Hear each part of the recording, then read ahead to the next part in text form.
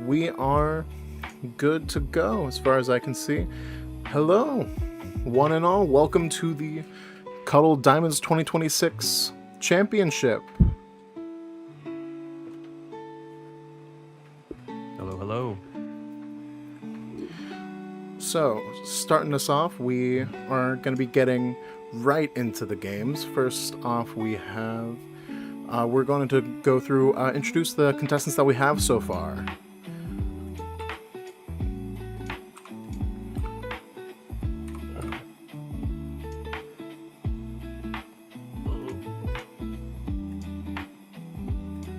There we go.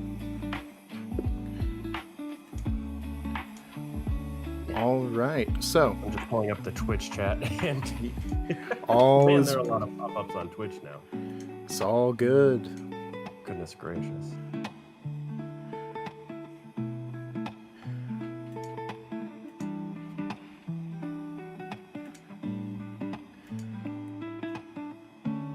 So, starting us off in the top of the bracket, so to speak, we have...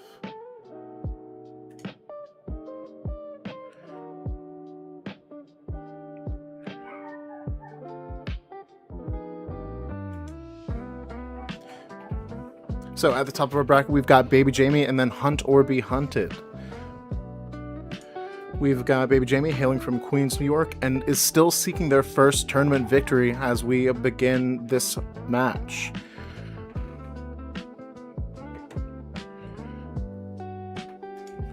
Alongside, we got HuntOrBeHunted making it into this tournament bracket.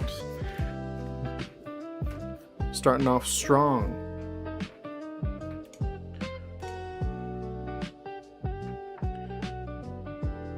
Next up, we have Avi and JJ888. Avi likes Cuttle and has won a few games in his day. I believe was the winner of our last tournament altogether. Then we have JJ888, the quiet player in the game, just vibing in the background. Seems like we have a pretty even match between the two of them. Next up, beyond that, we have Aleph1 and Veten. Aleph1, hardly know the guy. Barely around here, don't really talk about him that much. Definitely not a face of the Cuttle Championship scene. Then we have Veten, bicycle mechanic, and believes Jack is the worst card in Cuttle. I often feel that way when I play my own games. What a shame. And then finally we have SUBMARINO and Danita. SUBMARINO, two-time tournament winner and crab bucket enthusiast, and then Danita playing from Los Angeles, California. I believe we've got day for Danita, I guess. Yeah, it's got getting up, playing Cuttle, getting the work in. So let's go ahead and jump into our first game that we have here. All right. Which game are we looking at? So I'm considering we start off just following the top of the bracket. Let's jump in with, looks like Veten and Aleph1 are still going. We also have Avi and JJ888. At the top of the bracket. Let's follow them, see what we can see.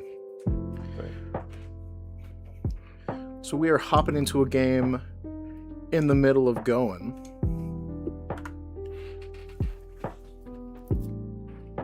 So, looks like we've... Oh, it's weird. I clicked on one game and ended up spectating a different one. Phenomenal. So, right now, it seems like we are in a very set-up game between Avi and JJ888.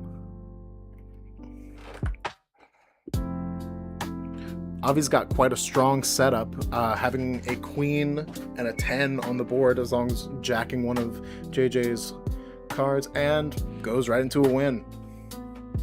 For the first win of their best 2 out of 3. Yeah. Best 2 out of 3 right now. That was a lot of discussion.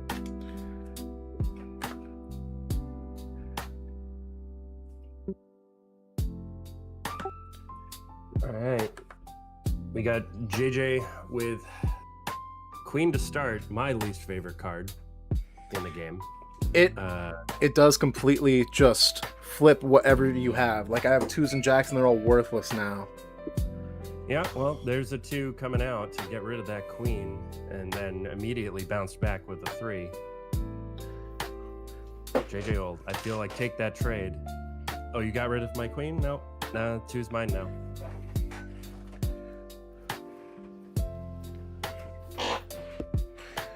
We do see a lot of 2s played. Usually, oftentimes 3s become 2s in these tournaments, as I've seen, because it is just, when you can play it, it is just always good to have.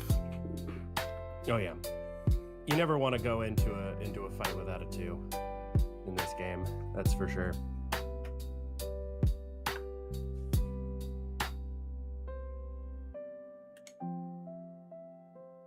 Discarding the 4 for the hand limit seems good while both players have a bunch of cards.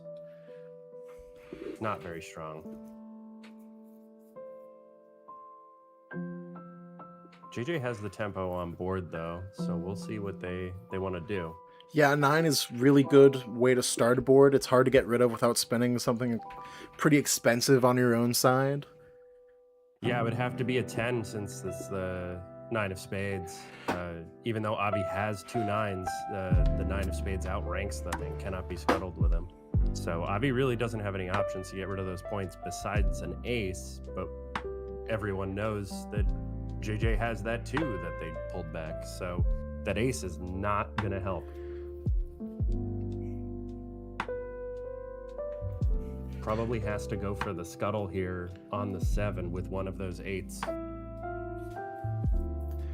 Yeah, it's really a rough time knowing that you have that 2 in your back pocket and he's just doesn't have a turn to find something else that he can use, and his hand is not really setting him up for defense. 6 comes out for points. JJ just putting down the pressure, but keeping the cards low in case there is some kind of board wipe that can't be dealt with. Also, as he keeps playing low, Avi still has to scuttle, and then that keeps his higher cards after all of his cards have already been used to scuttle. Yeah, exactly. Just there we go. 10's coming out. I think you gotta just Avi board. has to go for the ace. Yeah, you gotta just board bounce, wipe. Maybe The 9 bounce. that's delaying the inevitable. They both are, especially since we saw him pull that 2. It's a real tough spot for Avi right now.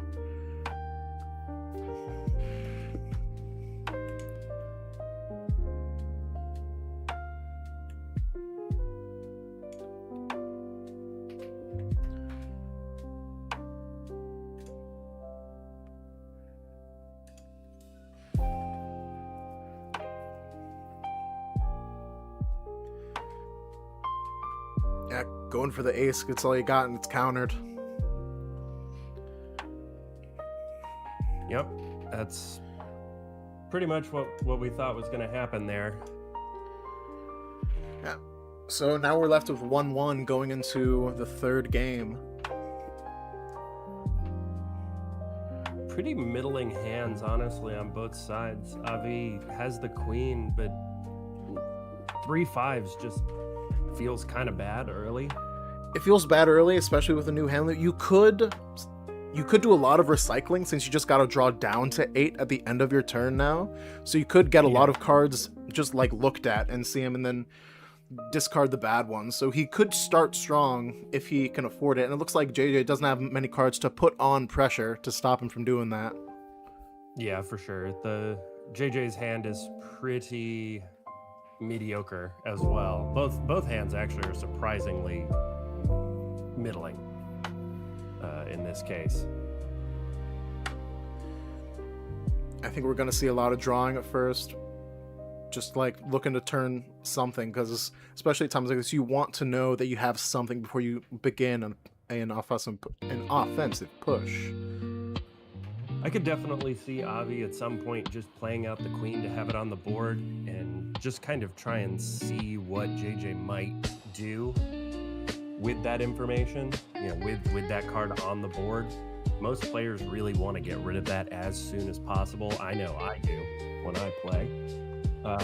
But, you know, JJ might be willing to let that sit to not waste resources or try and get some more value out of something like that 6 in hand. It could also make him play the king, just have another royal on the board to match it. Then JJ's hand looks a lot better once there's a king on the board. Still not great. No, not really.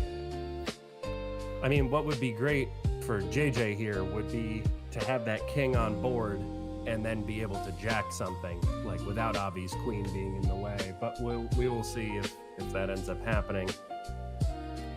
Avi discards the 4. Again, not very good with full hands. Much more devastating when your opponent is at a low hand count. 6 comes out immediately. Avi can't do anything about it. Of course, JJ can't know that. But I think this is a trade up for JJ here. Even 1 for 1, I think it's a worthwhile effort. Yeah, going back to the drawing board, seeing what we can find. Ooh, wow, some real power there with some points. 10-10. Yeah, he's got a lot of high points, but then we see that JJ's got some royals in his hand. Could match it depending on what cards are played when. For sure.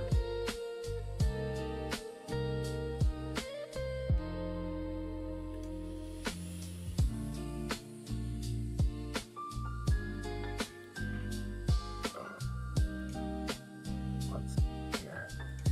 JJ gets the queen out. Avi could just respond with the queen of their own.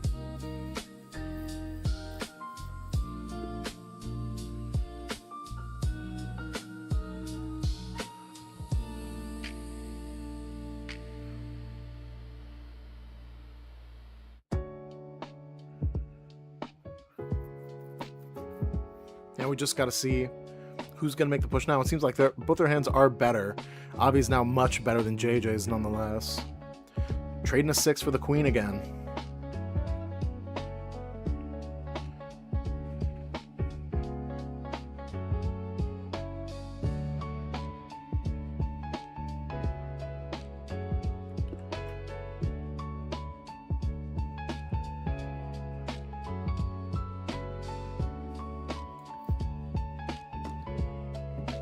Plays the king in response. Queen comes out, threatening the 10, but of course Avi has 2 10s. It's not super likely that JJ would have one.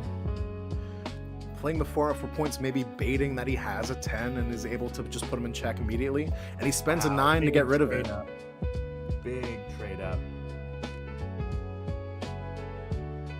Getting the 9 out for the scuttle.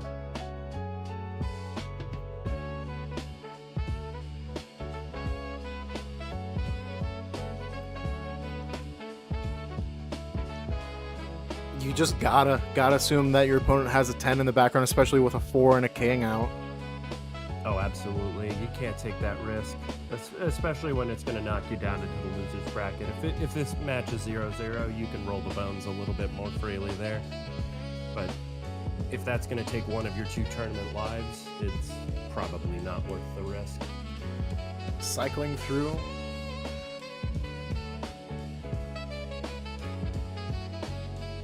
With a 7, seeing what he can see. Gets an 8 onto the board. Is legitimately in check now, but Avi jacks it up, takes it onto his side of the board, and it can't be gotten back as long as that queen's out.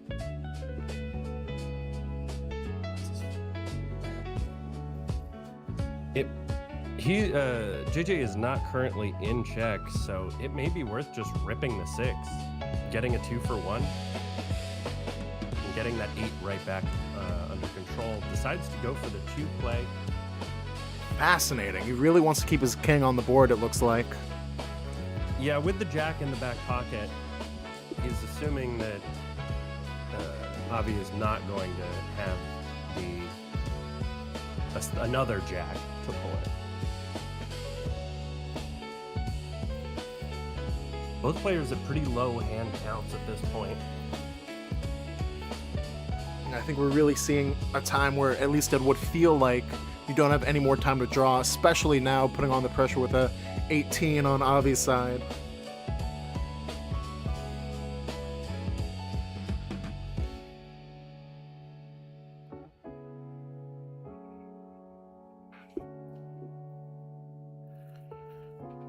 I think Avi's gonna have to get rid of that 10 with his other 10.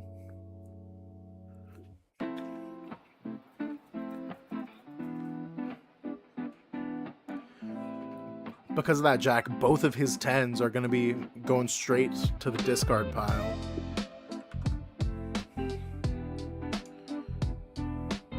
Yeah, 9 bounce.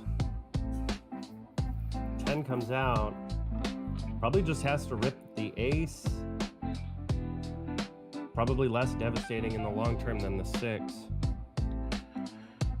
Yeah, that king already being out, that's one less card that he has to play. Takes a minimum of 3 to win, including that king. So if he gets rid of that, he's starting from a much worse off place.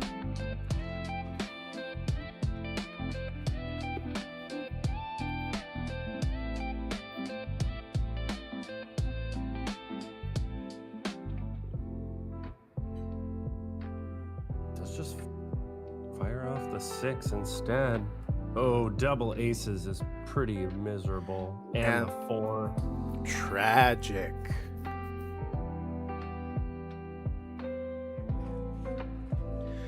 Not cards you hate to get rid of, but you just hate to be down to nothing at the start of your turn. The king is winning. That's a winning. That's just the winning card right there. Yeah. It doesn't really matter. Avi has no power at this moment, and JJ's gonna put it away. And we see JJ get the second win, making him move forward in the bracket.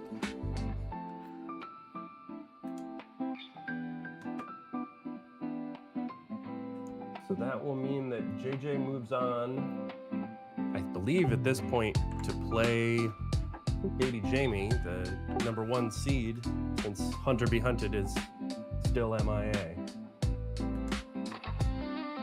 Alright, so we're gonna move on to that game shortly, once the game is made. In the meantime, while we're waiting for that room to show up, we see that danita and SUBMARINO, we've got 1 draw and 1 win on SUBMARINO's side, I believe is how to read that. Yeah, SUBMARINO's up 1, and when draw, Veten and Aleph are at 1 draw, no wins. Gotcha, okay. So, why don't we hop into one of these? Let's hop into danita SUBMARINO, since Veten and Aleph, I believe, are now between games. Alright, starting off. See a very similar beginning to the last one, just looking through the history, drawing cards, and then Couple 4s. SUBMARINO with the classic hate 4s. Big fan.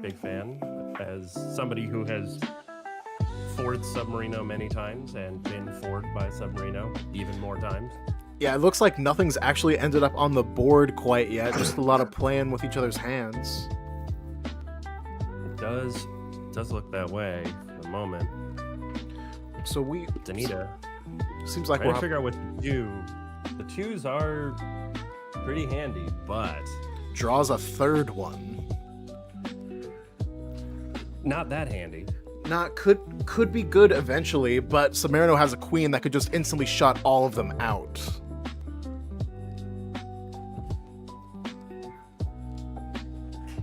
Could definitely slow down the pace if that queen comes onto the board.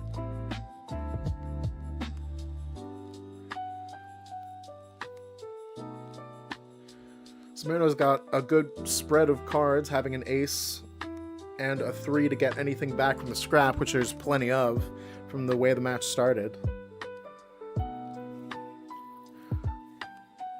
2 7s, which I always like to have on hand. Never know what could happen.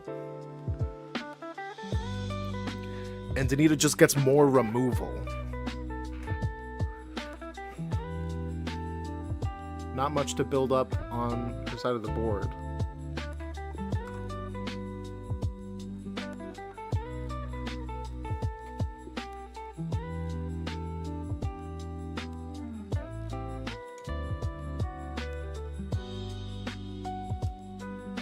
Seven comes out. Could take that 10 or 7 again.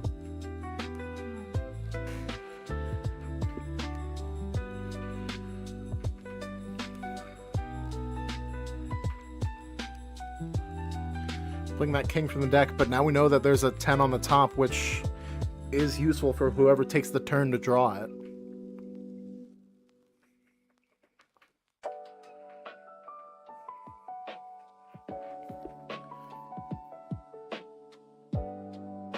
Submarino's going to spend another 7. See what else is in the deck. Both good cards right now.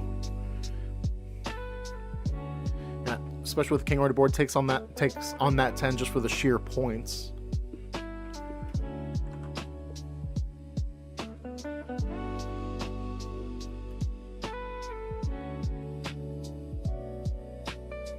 Two comes out. Get rid of that queen. Plenty more where that came from, though.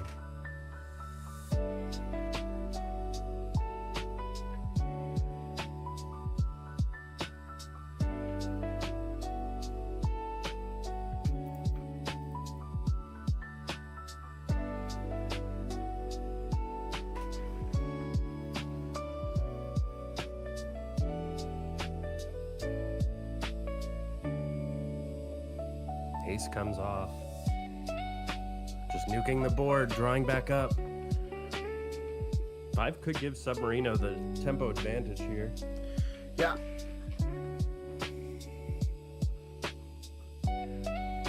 Both of their hands are looking a lot better than when we started. Submarino comes out with a queen, which does negate a good part of Danita's hand. Danita gets it out of there.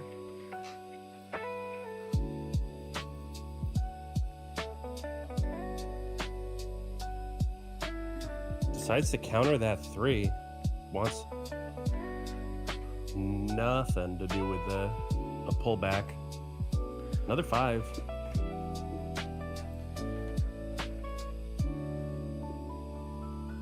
They're playing aggressively up to 17 points already. Submarino has to scuttle.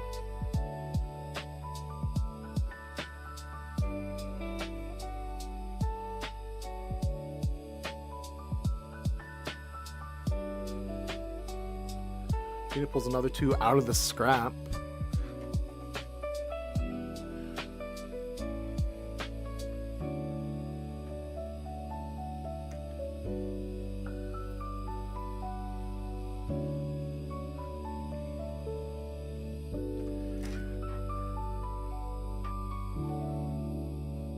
A little bit of point pressure.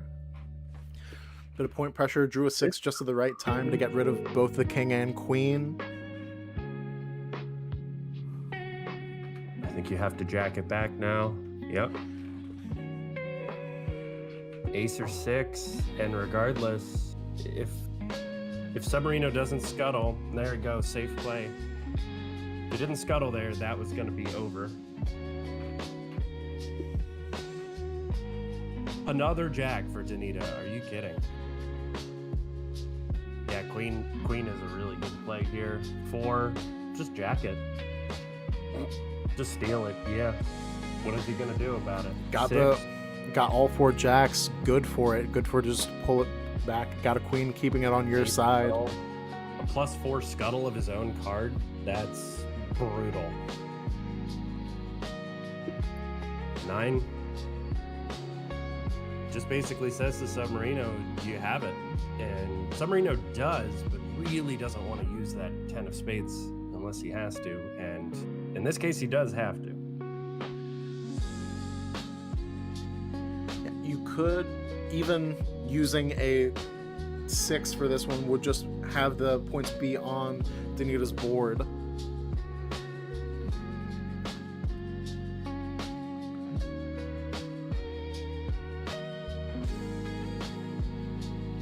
Dini's got a lot of high point cards out there,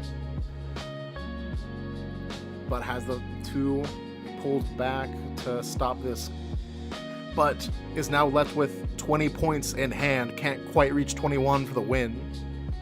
He's got to draw the last card. Unfortunately, that'll give him the 6. This is going to a draw.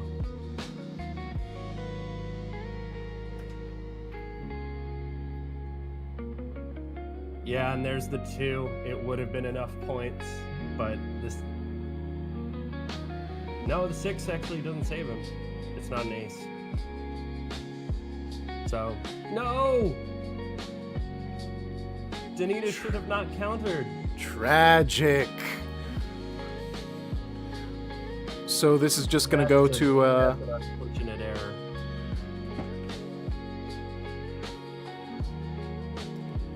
Yeah, stalemate. That was definitely winnable.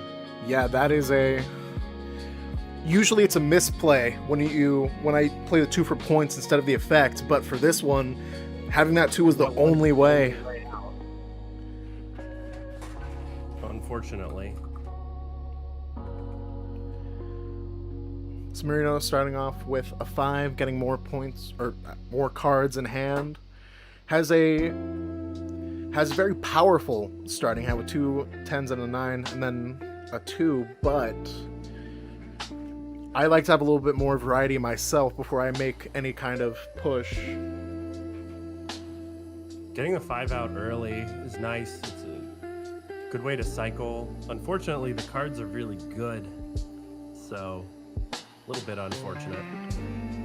Yeah, with the 9's effect, it can be really helpful, but I think you just gotta get rid of the 9. Having the 10s out to scuttle anything is, I think, a better use than the 9's effect.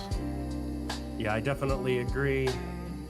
Feels bad, but I mean, I think maybe you just, depending upon what Danita does this turn, SUBMARINO just 5s again, get rid of the 4. You've gained a 7. 7s aren't bad. Getting Jack, Queen, King is crazy. We are up to a God combo in hand. Just need one more King for it to fully take effect. For sure. Very, very, very strong hand. Danita rips that 6. May end up regretting that at some point. 7. Maybe take the 8 for points. Yep. If you get that King out or another point card, now anything that Danita does can be countered with a 2. Maybe could be countered again. Danita does have a second 2, and then just rip for the win.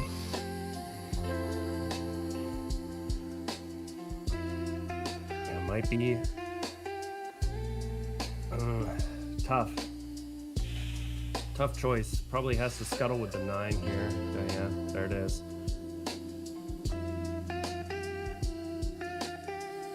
Danita in a bit of a tough spot with the King on the board. I think maybe it's time to just rip that 5. Get rid of the 4. Nope, just goes in. Fair enough. Doesn't have very high point cards to get a quick win with the King out on the board, but does have that Queen to protect anything that she does. Who comes out?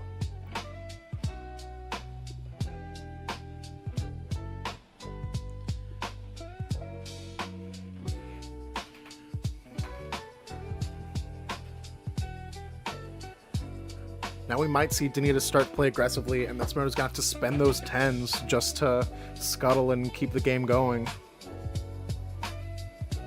This may be, yeah, may be prudent to play the 8, draw out the scuttle or the ace, and then play the 4 just to try and discarded the 8. Wants to keep the 4, but the 10 can't really draw a scuttle. It'll just draw the ace here. 10 comes out.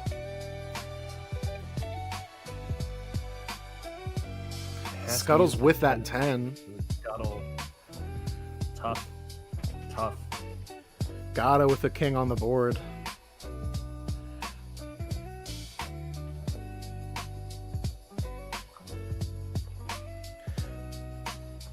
And he doesn't have a good response to the 10 being out on the board.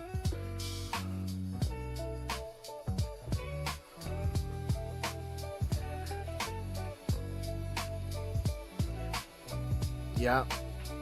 Just playing what you can. Goes 16 points for the win. And Submarino will take it. So, that brings us... We've got bbjme and JJ888 moving forward. Yeah. Let's hop in. bbjme up 1-0.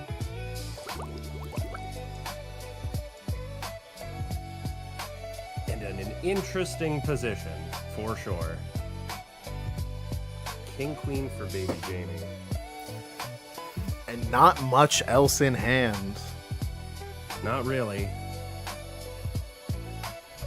Double ace 9 jack in JJ's hand is also pretty miserable. We're in an aggressive board state, but they both need to draw in order to keep things moving. Absolutely.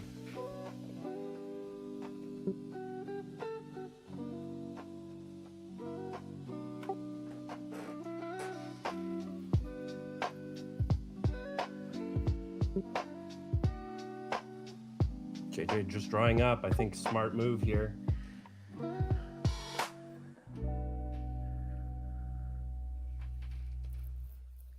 Drew a 5 could be good for cycling through, especially with one of those aces. There's not much on the board on bbjme's side. Yeah, I definitely think that that's worth doing. Just gaining that amount of card tempo is so big, but that is a problem. Yeah, that's gonna do it with the second king. There we go. bbjme moves on to winners finals, I believe. Yep, winners finals. Got a bye 2-0, just straight on in. Nice and easy. All right, let's hop into... Yeah, it looks like we're in between rounds. So it looks like Aleph beat Veten in the first round, and Aleph and Submarino are going to play for round 2.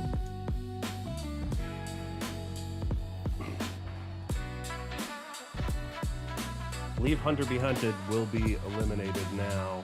Yeah, we've moved on. There's no... The brackets keep moving. We moved into round 2, so looks like HuntOrBeHunted is out of the bracket. Yeah, so Avi will move on and play the loser of Aleph versus Submarino. Veten and Danita are playing for their tournament lives, and they will end up. One of them will end up playing JJ in the following round. All right, we're hopping into Aleph and Submarino. Yeah, let's take a look here. Just started game 1, I believe. So, no points on the board for either side, but double 3s early for Submarino. He is probably not super thrilled with that. Double kings, on the other hand, Aleph probably much happier with that.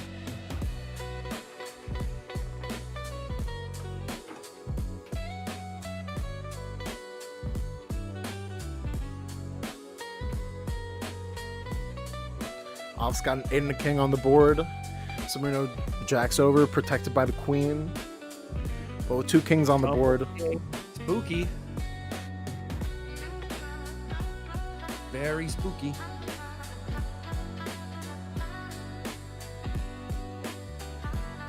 Just gets jacked again. 6 comes out and takes it right back. I think the 10 scuttle. Tough. Submarino is in a terrible spot right now. Yeah, pulling the with 2 the back. 3. The 3's countered.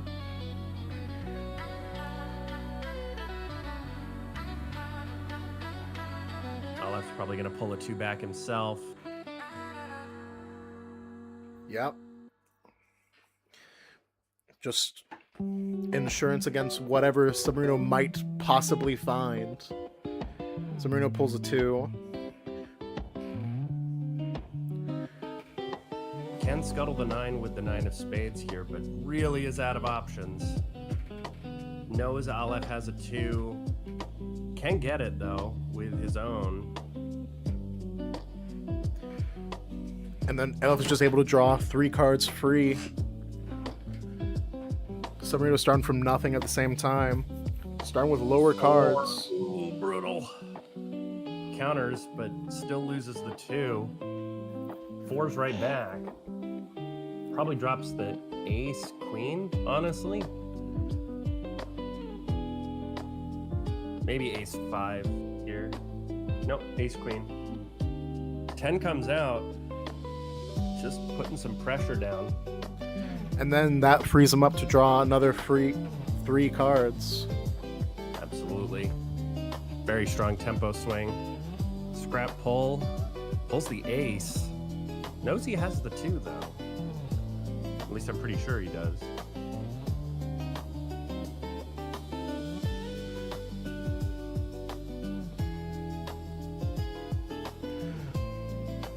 Aleph let that 6 go by just to counter the ace when it comes out because he's got all those points on the board.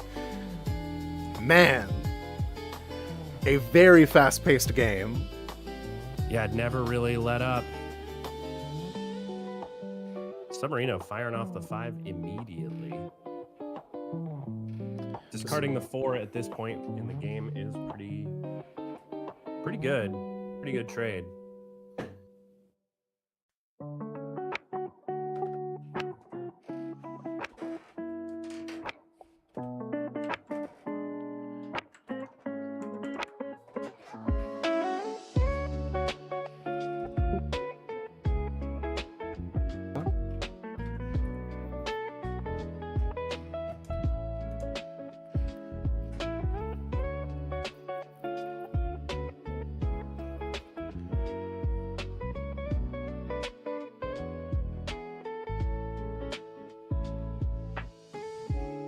King 9 for Submarino. What can Aleph do?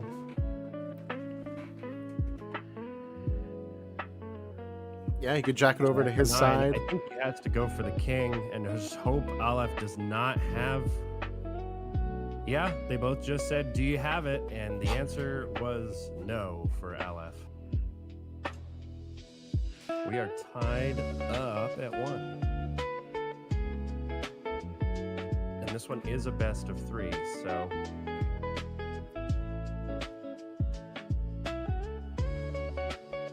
Kings and queens popping out here. Setting That's up the board perfect. very Submarino quickly. really doesn't want to steal the 8. Interesting choices by Submarino. I'm intrigued. I don't think it's bad. I'm just intrigued. Yeah, with the queen already on the board, you think that would be a more solid take, but just got rid of it.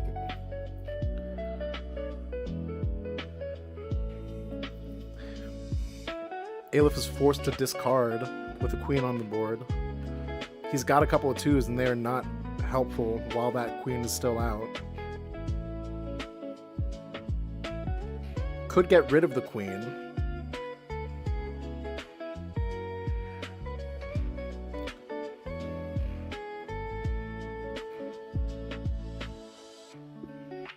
Submarino's in a good spot with the jacks right now because anytime Aleph plays a solid amount of points, which he doesn't currently have, it would take 2 turns right now to get that back, as long as he's got a jack and a queen. So just goes ahead and Aleph just goes and gets rid of the queen.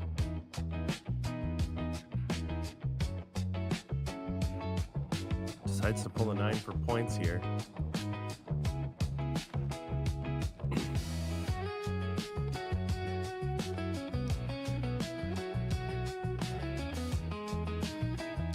A lot of royals coming out again. See 2 kings on the board. Aleph has another king in hand. Might be necessary. A tough position right now from Submarino with the 2 in hand for Aleph and no 6. It does just put the pressure down. It says what you got. The answer is an ace. It's a good answer. There's the 6. I don't think it's going to be as effective as a 6. I don't think Olive can do it. Yeah, he can do that. That's what he can do.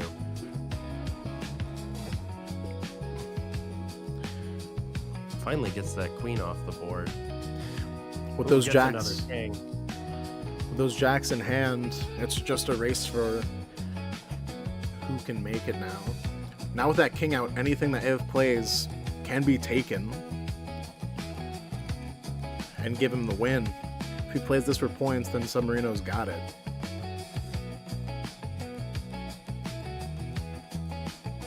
Scraps both kings.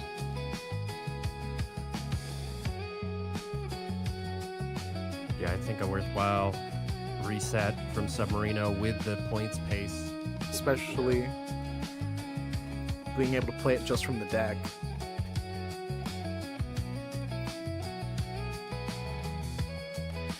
Yeah, Ev only had the 10 of clubs, not quite enough to get rid of that 10. He's forced to discard what he has left. Draws the 10 of spades. Delicious.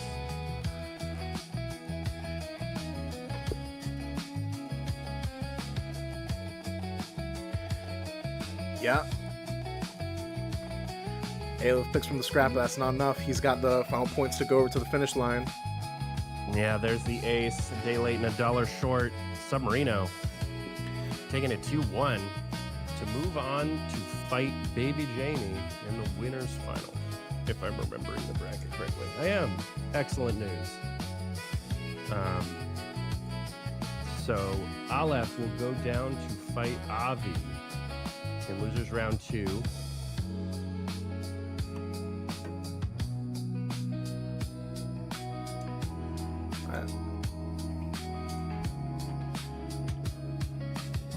And then we've got Veten and Danita fighting to see who gets to play JJ.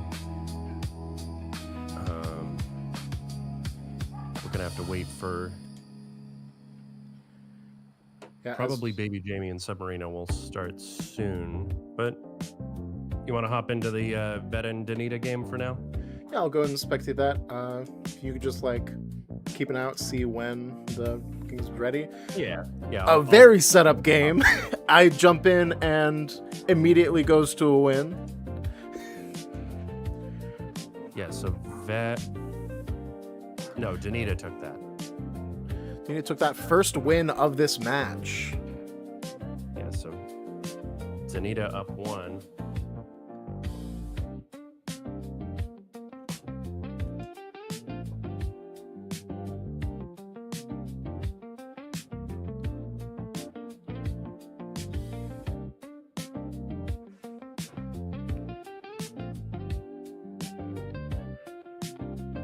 All right, we are into game 2.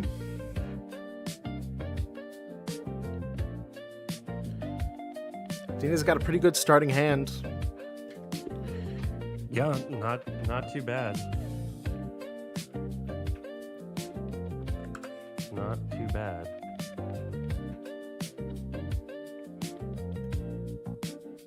Probably just wants to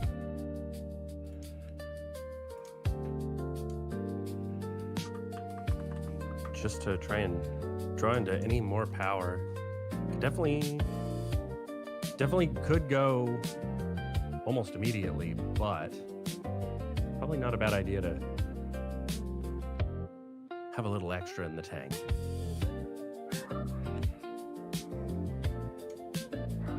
All right, we've got Aleph and Avi also getting into their game.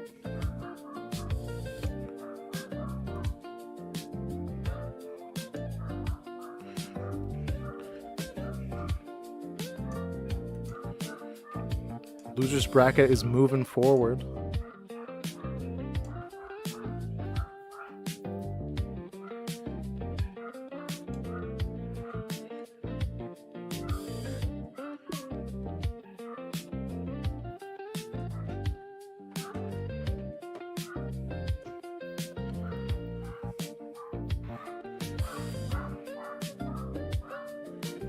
Veten's got a couple 6s.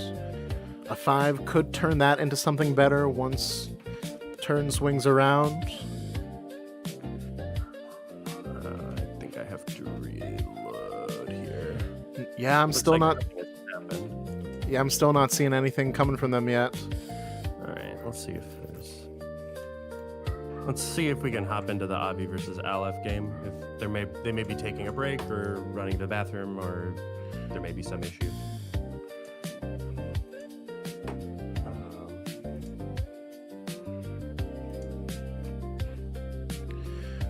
This Avi Aleph game is in absurdity already. Goodness. Please explain. Aleph's hand is 2 2s, 2 queens, Jack 10, 8, 6. And Avi's got a king on the board with 9 9 7 6 6 3 ace. So there's a lot happening in these hands, ladies and gentlemen. Certainly.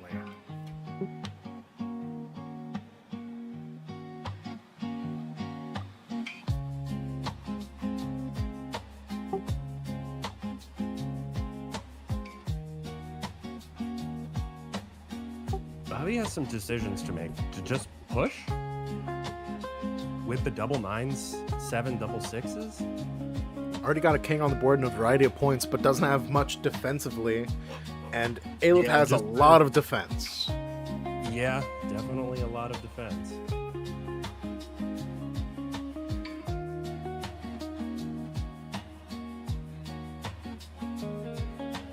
Just rips the 7. I think you cycle. You take that 7 away from Aleph, because you know you can get the 10 anyway. So Yeah, it's worth taking another look. deny Aleph the 7. Oh, just uses the 10 right away to scuttle the 8 that he had on the board. Yeah, I think something that, there's definitely times where it's not the right thing to do.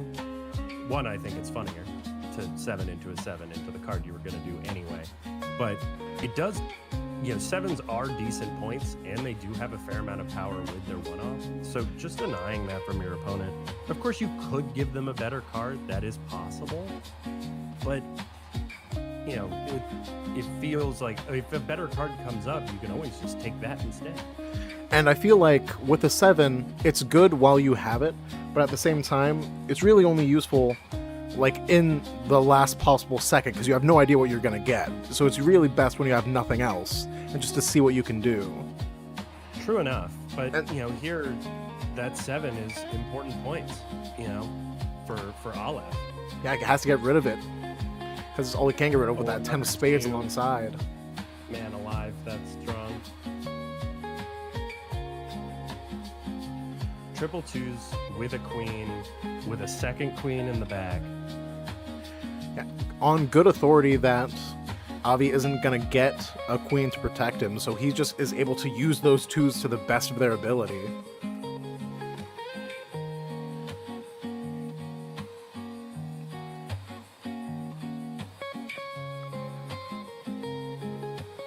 Yeah, has to resolve, even if he had the last 2, which is unlikely to begin with.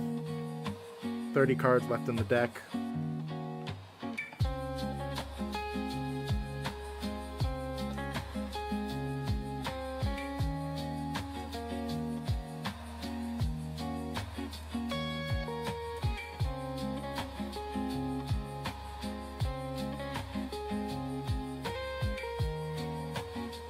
Avi pulls the 2. It's the first one we've seen, so it's something, but Aleph has 2 more already in hand.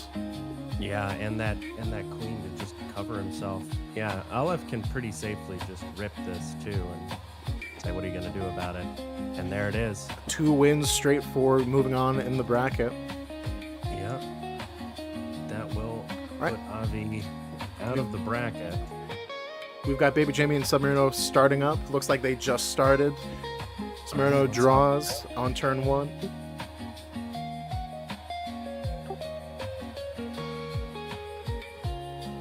I'm not sure which hand I like less. The answer is they're kind of both You know, like neither of these is. It's not sparking joy. I guess I would take bbjme's. The double sevens, double threes is nice. It's a little reactive. It's a little slow, but it's tough to start with. Yeah, it's not neither are that good. What would you consider a hand that sparks joy? What do you consider a good one in comparison? Honestly, I do like fives early. Just because it can give you a bunch of cycles. Submarino's hand isn't that bad. I don't love jacks early. You know, if you can get a queen or a king is nice. 2 is nice, of course. Certainly. But I don't mind, like, 7s are okay. You know, 9s are okay. Having a 6 or an ace, having at least one of them is always just like, you know, there's a lot of good hands, but that queen is so nice because you're just saying, bbjme, take that 10, please, I want you to have it. Yeah, and he's already got a king on the board, so I think that's a good. I think he can afford to just draw that 10. Yeah, absolutely. And Submarino can probably just drop a 9 here. No, draws another 10. 4 comes out. I think you eat it. I think you just eat it. Discards the 2 9s. Plays another 4. I don't really disagree with that. I think you counter the second one, though. Yeah. Yeah, he's got a 3 able to pull it right back. Oh, and draws another one. Oof. Brutal. That's a difficult spot for bbjme right now. Already has the queen on the board as well. bbjme plays a queen of zones, so those 2/2s aren't quite as good. I think probably could stand to use the 5, especially. Maybe gets rid of the jack just with the queen on the board. And then has to discard down again with the new hand limit. But is able to see and cycle the cards after doing so. Yeah, getting rid of the other 5 here when you're at max hand just makes a lot of sense. Certainly. bbjme has some choices to make here. Yeah, just plays the 7. Forces some kind of response. Starts good. Most of his cards would be able to just win on the next turn, so 7 needs to be answered. Yep, there's the 8. I think you at least consider jacking this now. Or you can't jack it. I forgot about the queen. Whoops. Yeah, has to scuttle with just a 10 of clubs, but, you know, still a 10 of clubs. Yeah, absolutely. Gaining value for bbjme. bbjme is now in a very good spot. I think Submarino kind of missed the boat a little bit on the time to be able to play aggressively.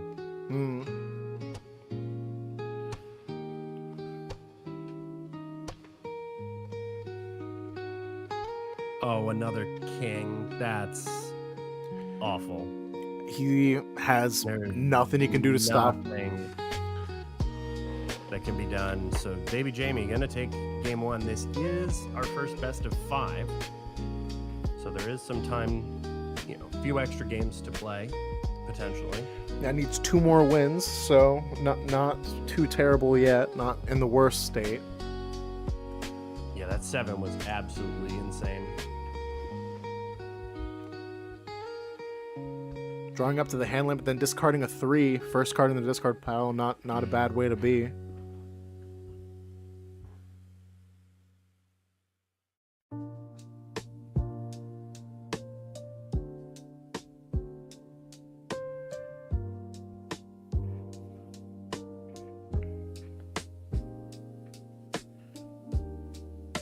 Gets a 2 right back. Had a little spat, then just drawing back up.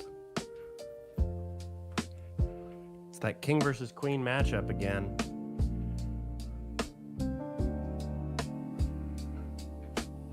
Yeah, Submarino learned his lesson last game. Just absolutely wants nothing to do with that queen sitting on the field for any length of time at all. Just get that the heck out of here.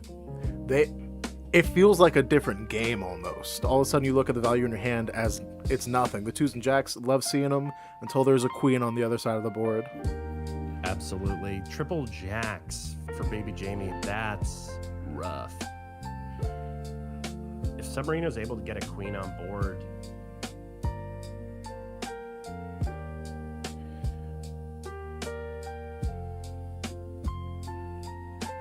yeah. SUBMARINO's got 3 10s, but it's a match with bbjme's 3 jacks. No good way to get him back on his side. no. That's gonna probably have to be a scuttle now with one of the 10s. Yeah, he's got... Couple diamonds or hearts. Yep. Yeah, with that king on the board, you are always just that much closer to being in check and then just losing the match. He's got a little bit more room with the best 3 out of 5, but not...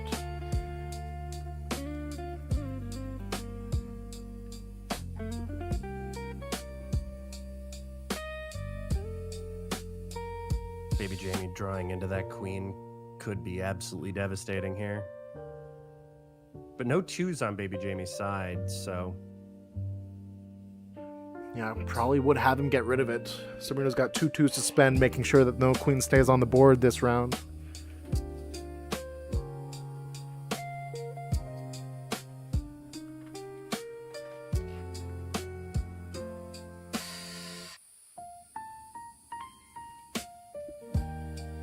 SUBMARINO's got his own queen on the board. That Just is wipes. a big help. He doesn't know how much of a help it is, but, well, now it's gone. So, with those jacks in hand, though. Yeah, having those jacks in hand, it was worth spending a 6, getting in that king just to have those jacks be useful. Yeah, absolutely. Absolutely worth it.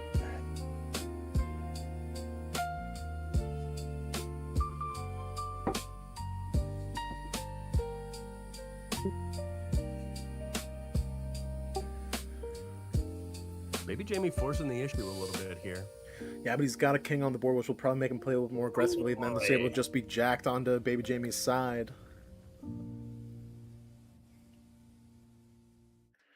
Has to spend a 10. Goes for the safe scuttle. Knows that if he plays that 6, there's a non-zero chance that he just gets absolutely wrecked with it. bbjme's a really good spot. Anything that SUBMARINO can do, bbjme's at 18 points, so he's got to play defensively, and he doesn't have much to do so, especially with bbjme having 2 2s on his side. Yep. Chain of 3 2s just to make sure that...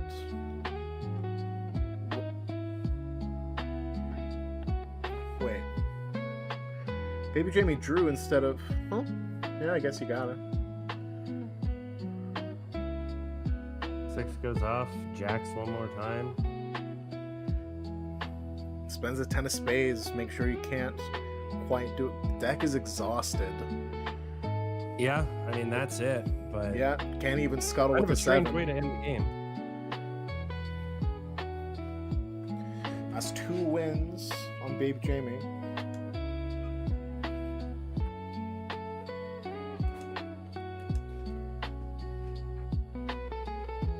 Starting with a 5, good way to start. Double 4s on SUBMARINO's side is pretty not good. Not this early, no.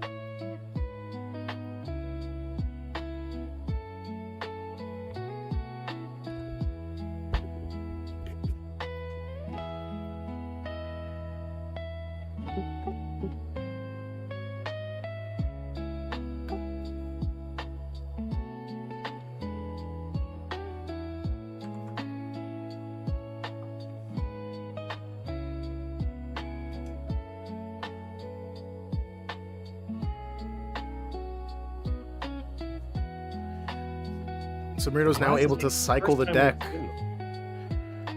by drawing and discarding.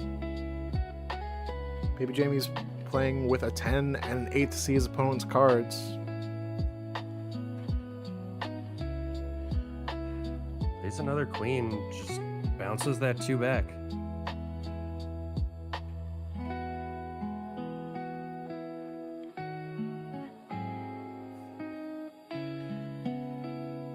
Neither of these players want queens on the board this time around.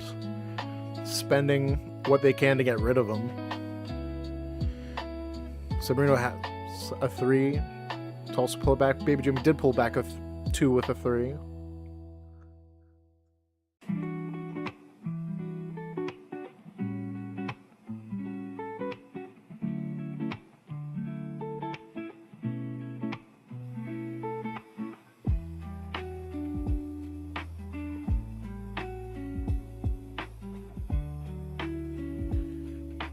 SUBMARINO is able to cycle now with the new rule, able to just get rid of things he doesn't like. Discarding the ace, discarding a 9. With 2 kings and pretty high point cards. Yeah, could try and get that down, but of course, bbjme knows what's up. Yeah, it's hard to make a plan of attack when both...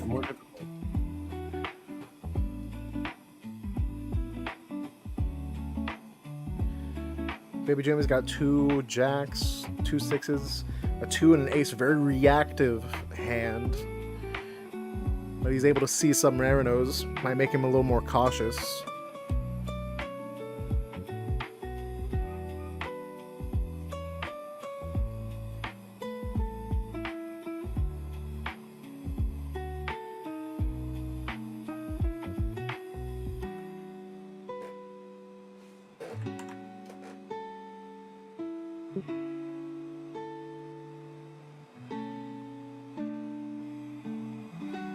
SUBMARINO's got a choice to make here, what to do about this 9, or if there's anything to do about it.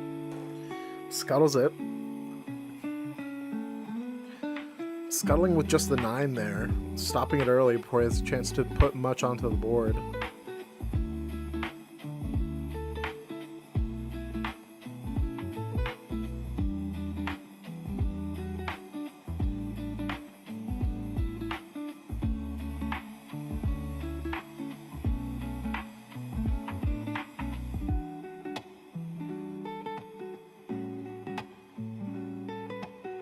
Does decide to scuttle it, drawing back up.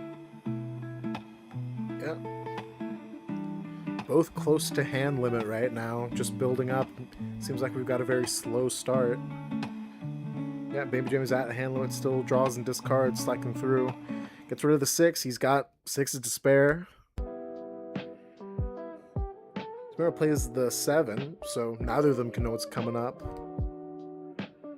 Plays another 7, leaving that 4 there, and a queen. Real good defense to have right now.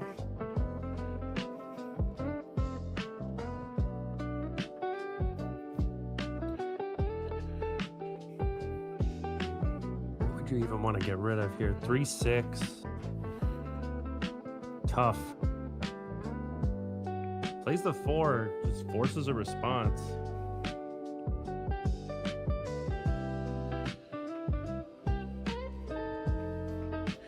Ooh, paying a 6 to get rid of both SUBMARINO's queen and king just to get rid of that 8, often not played anyway.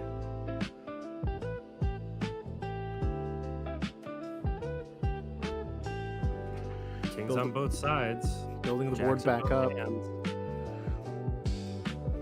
SUBMARINO is in a really good spot with that other 10. bbjme just goes ahead and scuttles the 4. Has to assume that he has a 10, which he did. 2 kings, though. Plays the king. It's not going to be enough, though. Yeah, he's got enough counters to let it go through. Just building, wiping and starting clean again. Deck's already exhausted. So now both players can see each other's hands. That 8 wasn't going to be good for much longer anyway. And now they get to see how they can make things work. A lot of jacks in hand. Might be tougher to get out of them to play points to start off with, especially with a 2. I think SUBMARINO, needs to get that queen down and then counter the 2. It's the only way to get points out onto the board with 2 jacks in Baby Jamie's hand. Absolutely. 2, you gotta counter this. Has to resolve with the queen still on the board, even if he had another 2, which they both know he doesn't. At this point, deck hands are revealed. Starting off with 10, or starting off with a 7, excuse me. Trying to get Baby Jamie to play that ace, forcing that out. Wants to bounce the queen. Very interesting. He's trying to get that points on it, those points on his side, because he does not have points to win without using those jacks.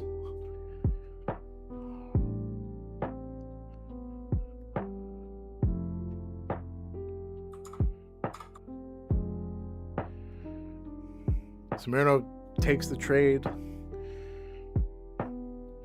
Gets that queen back out onto the board. Baby Jamie had to spend the jack. Instead of gaining points, had to get points back. At 18, he doesn't have enough to win unless he's... SUBMARINO also doesn't have enough to win if he uses his ace. So, if he uses his ace, he'll be obviously at 20. So I think he just plays points and he wins. Or draws, at least. Like, that's the worst case. Yeah, Baby Jamie's got to play the ace and scrap at everything. Now didn't have points to win. Nothing to be done. SUBMARINO's got a lot to come back from. Having one of these go into just a tie. Still needs to get up to 3 wins from nothing now. Yeah, tough position right now. That was a drawn-out game. I'm not sure how things are going to keep going for this one. Starting off, fixing the hand.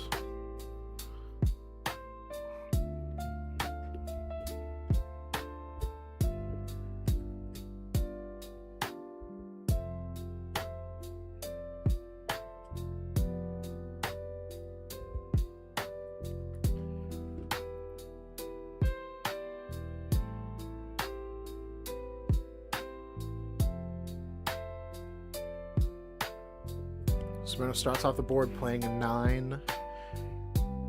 They both got pretty stacked hands number-wise. SUBMARINO's again got a very reactive one, 2 2s and 2 jacks. I don't think we're going to see queens on the board for much longer for this game either. Yeah, he's just pushing the button and saying, what do you got? Just jack it right back, I think. Yeah. Forcing Baby Jamie to play the ace, counter dead. Yeah, then he's able to just That's go through it. for the win. Bang. That's what SUBMARINO needed. Needed the confidence booster, needed a quick game.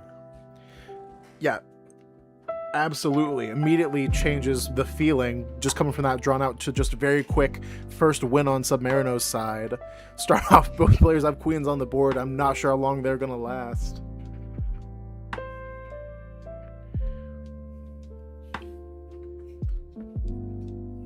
Yeah, 2 spent to get rid of the queen. He's got another.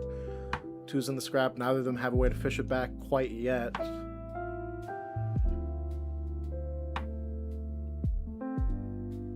Three 6s on SUBMARINO's side is pretty wild. Yeah, it's a good way to have solid points. Gets rid of 2 of them with the 4. Yeah, I Leaves can't options really open. argue with that. Nah. King comes out. Can take that too. Yeah, takes it. Does though. Good to have. I was thinking maybe a 6 to get rid of the 2 rolls on the other side, but a 2 is just always good to have, and now you know you can get it with that 3. I mean, I think you just ripped the 6 here. Yeah, because he's still So got that take queen on the out- board. He's going to be able to make sure that the board is wiped, because he is in pretty hefty check right now. 7. There's a lot of points that could add up to 14 with that. Goes for it, has to resolve. Yeah, with that queen on his own side. Oof. Just plays the ace, blows up his own 8, but puts himself in a position where he can. They're drawing back up, and then Baby Jamie plays an 8. Out for points, getting it there, then plays 5, getting more cards.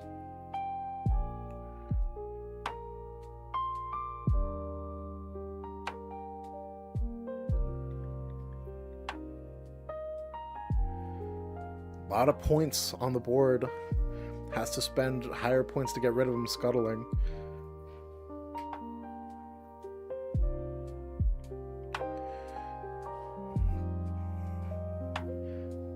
Probably gonna see a scuttle. Yeah, 10 of spades spent to scuttle, but had to spend on scuttling a 10, not the worst way to go. Definitely could be worse and was in a bad position. Certainly. Forced to discard with the 4, with the queen on Submarino's side.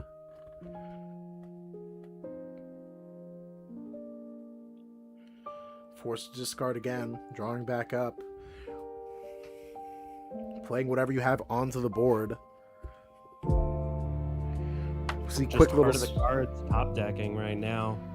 Yeah, we see quick little spats. 0 hand 5 off for Submarino though.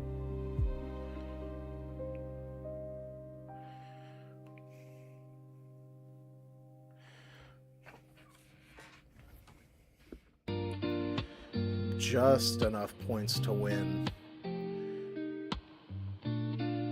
but not with the stuck at 20 with that ace. Scraps all points, has to resolve. We might see I think he might just sacrifice the ace there. He might have considered it. Just throw it away, get 3 new cards, maybe some points. The deck is so low.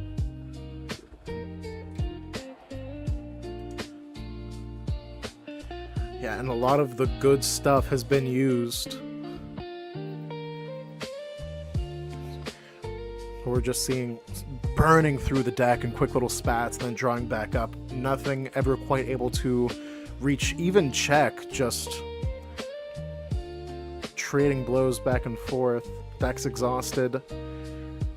bbjme's in a much better place to win with the points he has in hand. And Submarino has 1 jack, but it's not great defense, and bbjme's got the 2.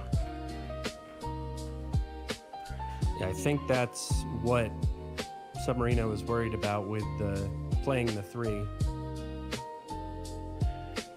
Yeah, he's not in a good place to get any more cards. Yeah, bbjme just counters the 3, and now there's not a lot that... There's nothing that Submarino can do, actually.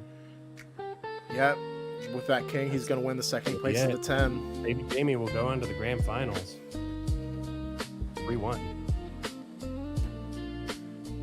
And that's the game.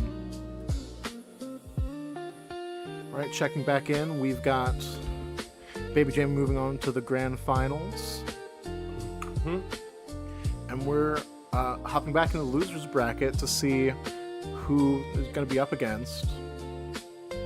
Yeah, so Submarino will play the winner of this match, Aleph versus JJ, which Aleph is up 2-0. JJ's got a ton of points, but Aleph's got 2 aces. He's also got the 10 of spades, so it's going to be tough to push all the way for a win. Probably got to, yeah, scraps all the points, has a 2 to back it up.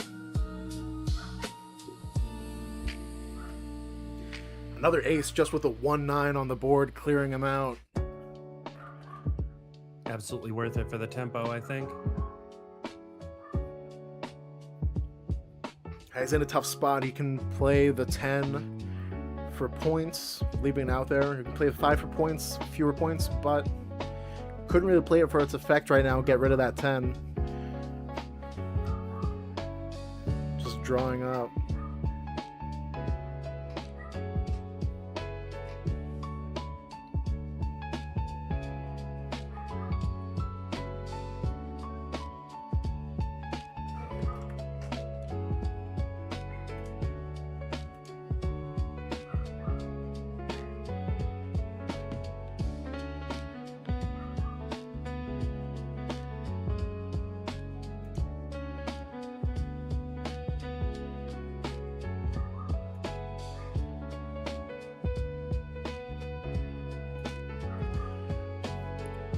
So what we're seeing right now, we're gonna see Aleph versus, we're watching Aleph versus JJ888.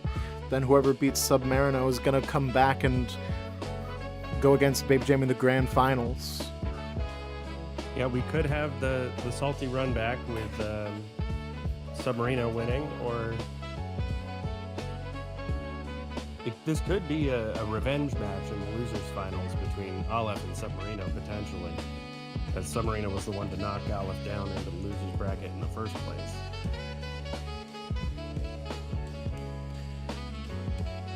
And that's going to be that. Aleph taking down JJ.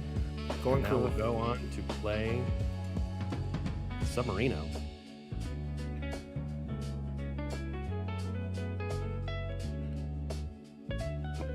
a rematch from what sent Aleph into the losers bracket. And we're gonna see who can come back up and go against bbjme. We saw a lot in the last tournament. It is a tough place to be, waiting for the losers bracket to finish out in the grand final seat. For sure. You can be there for quite a while sometimes, depending upon how the multiple best of fives go.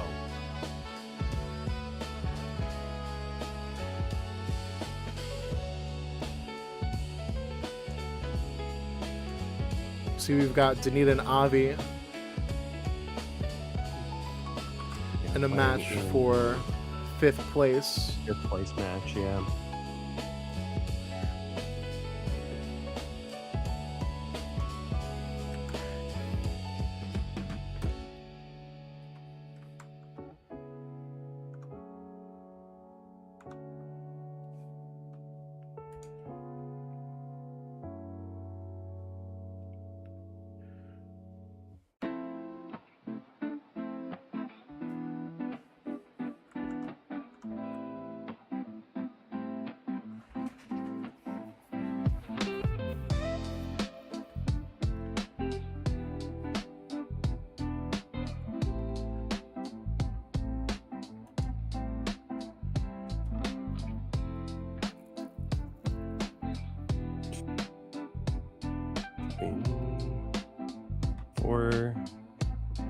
Let's see. I'm still waiting for the game to be created here. Yeah.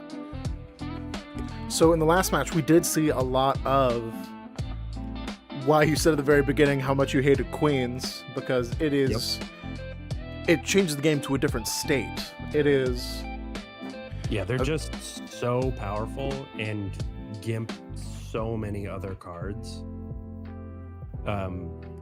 You know, by doing so, just very, very frustrating when you feel like you have no options. Yeah, it's certainly where a lot of the almost namesake of the game with scuttling stands out, because they can still get through that, but it just is tough spending a higher point card to get rid of your opponent's cards. Yeah, absolutely. It definitely, like you say, it puts the game in a different state, and that can be definitely a bit frustrating. Certainly. Looks like Aleph and SUBMARINO are just about ready. Yeah, I've got second tab seeing when they're gonna be ready. Watching Danita and Avi's game as we see how things are going. It really seems like, at least in these, I'm not sure how about other experiences, but it's very much either a lot of preparation or just insane speed in these matches. It seems it's very rare that there are middling matches of tempo. Yeah, definitely.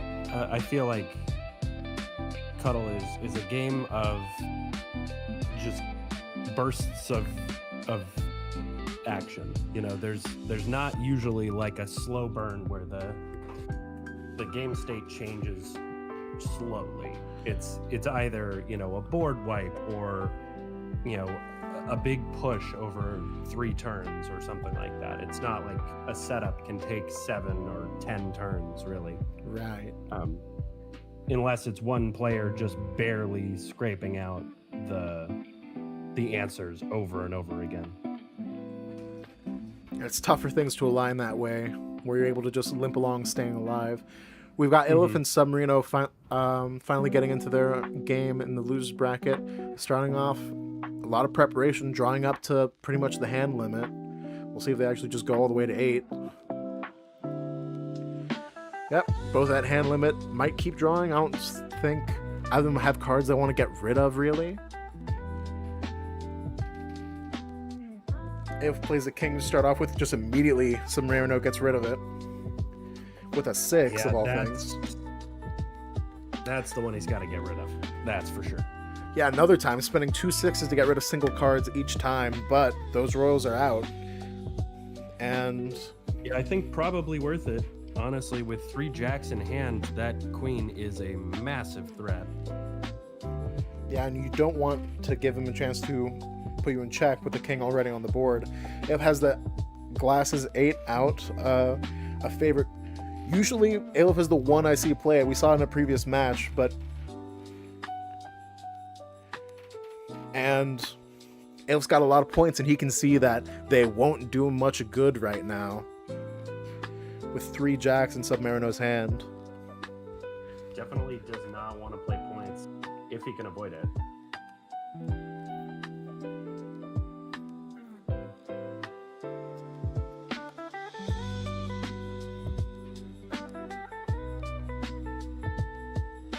Just decides to get the king out there. Even more threat. Aleph is unable to play points just knowing that he's got a king and jacks. Yeah. So it just scraps, wipes the board. He still knows what he had in his hand. Not a bad way to be. SUBMARINO lets it go through, wanting to keep the 2 in hand. Yeah, hard to say that was the wrong choice. Certainly. Especially before so much has happened. We still got about half the deck left. There are a lot of things up in the air. It's just tough to know what move to do next. Mm-hmm.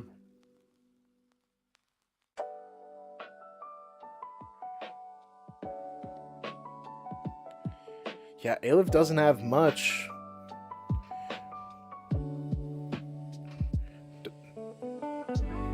SUBMARINO just gets the 10 out.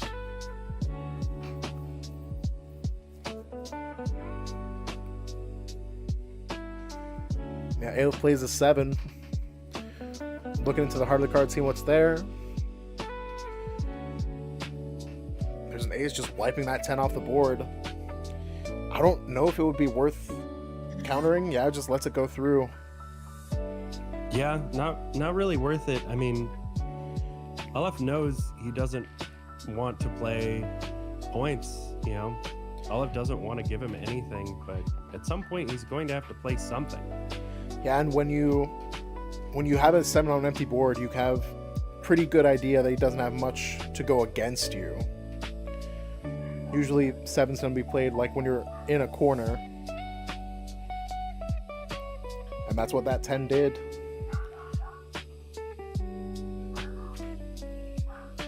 I think you gotta keep the jacks. Still keeps 2 of them, because that's really keeping Aleph under threat, preventing him from playing any points, especially with the SUBMARINO's queen now on the board.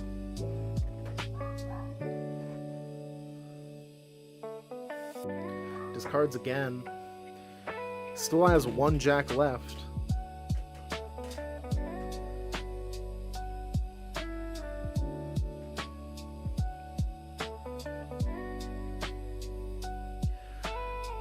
Gets a second glasses 8 out onto the board after the previous one was destroyed earlier.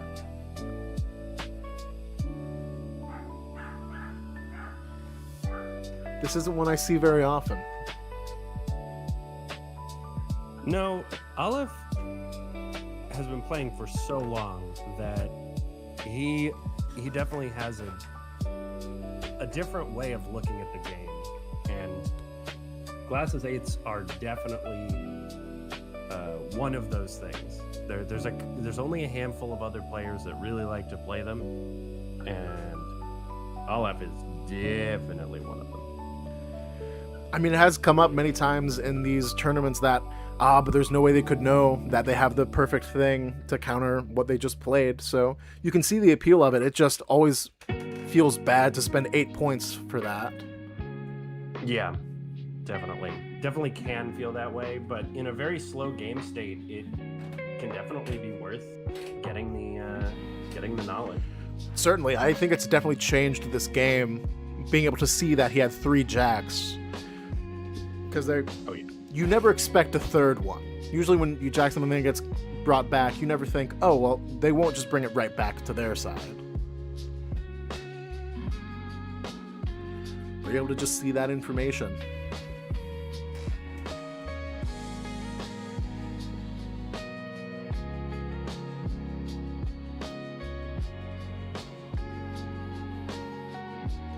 Might plays the 2 for points. Fascinating. Interesting. That is, I would have expected that the least. I would have thought maybe playing the 8 for his own set of glasses, maybe destroying the 8 that's on Aelif's side, but it's tough to destroy because they still like have a memory of what they saw.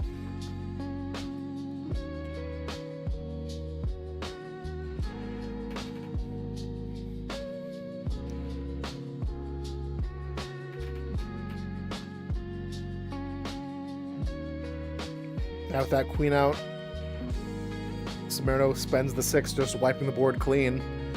Has the queen out, it has to be resolved.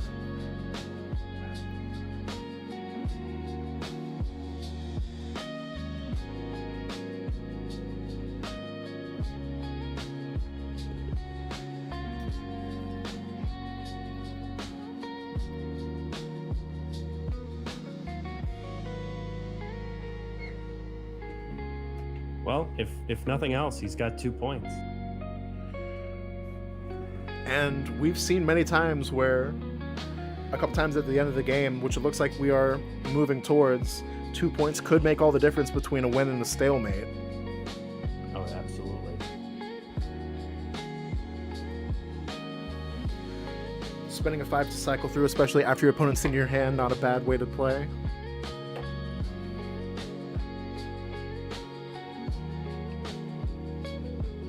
Getting rid of that queen immediately. Wants nothing to do with that. Or SUBMARINO, sorry. I see. 7 with a king out. Feels bad to see. Has to play. Settle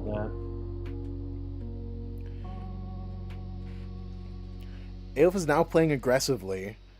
And SUBMARINO's got a lot of aggressive cards in hand, but just needs the turn order to play him, and he's constantly in check with that king on the board.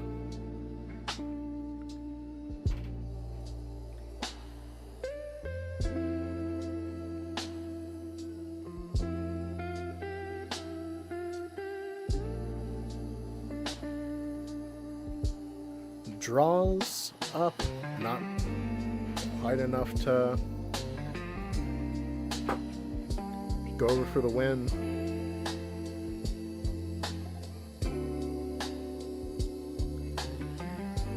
Aelif's in a good spot with the amount of high point cards and the king already on the board, but doesn't have much defensively, while SUBMARINO has a lot of defense in his hand right now.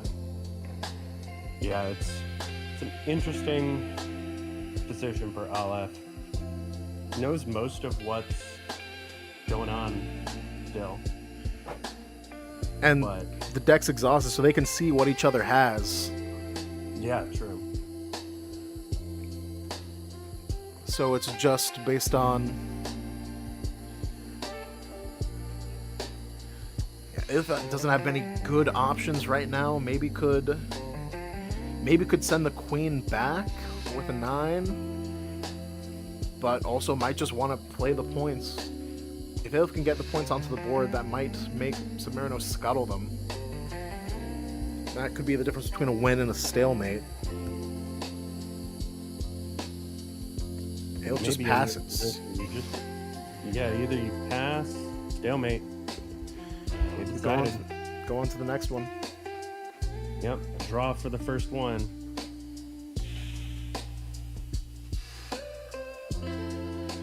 Aelif starting off with a couple of 4s and a 2. 2's good to have. A 7 and a jack and a 4 is less so in your opening hand.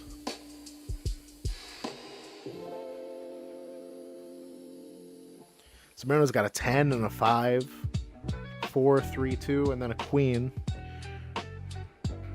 You could rip that 5, discard a 3 at the beginning. Yeah, There are a lot more. I think that may be worth it. There are a lot more opening options with Submarino compared to Aleph right now. Looks like he's still trying to think what he can do though, instead of just often I just see turn 1 just go ahead and draw. Looks like he's weighing his options.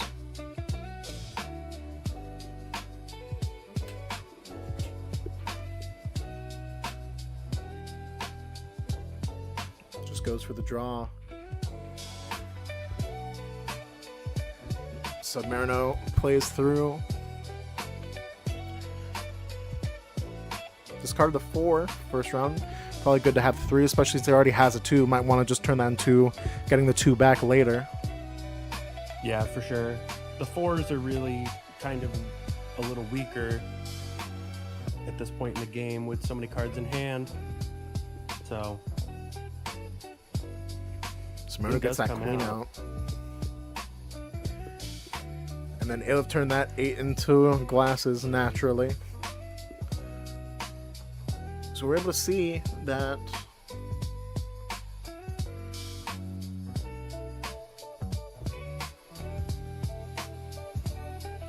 two jacks is less than ideal right now with his queen on the board. Doesn't have a good answer for it quite yet. Could use 1-2, but that's tough. Especially as well, actually no. He has glasses. He can see that Submarino has a 2. 2 of them. yeah, he doesn't really have a good option there, besides trying to draw the 2s by being inconvenient. He's at the hand limit though, so he'd have to pay a card.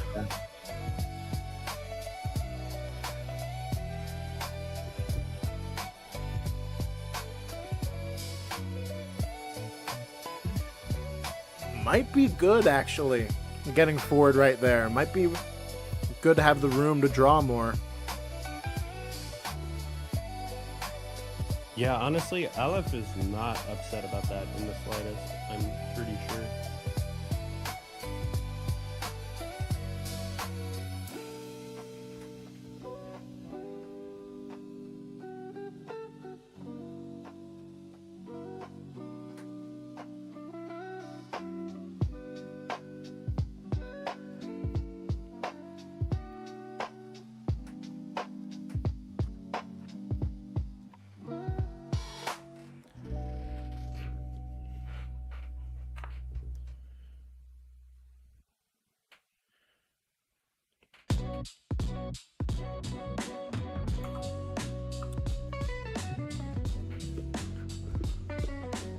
Submarino's got a lot of answers, but Aleph can see that you shouldn't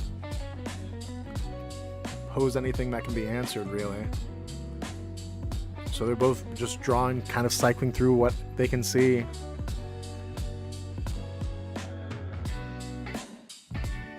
Discards the second queen here.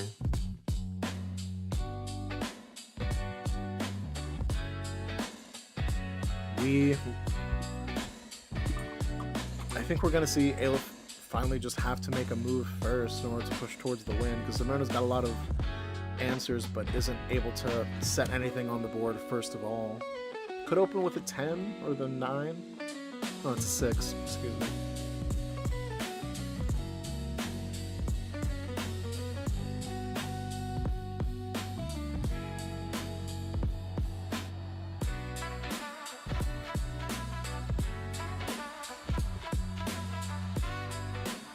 Aleph getting the queen out there, pretty good. Yeah, Submarino's just been drawing and discarding. I'm trying to cycle through, find better ways to have an opening.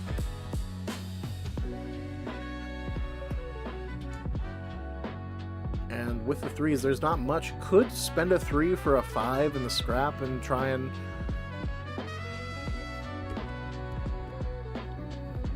cycle better, but he's already so close to the hand limit. And again, that's spending 2 turns to really do that instead of just through drawing, discarding.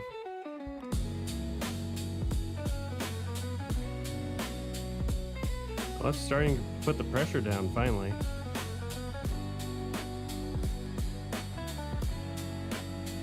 And just wipes the board with a 6.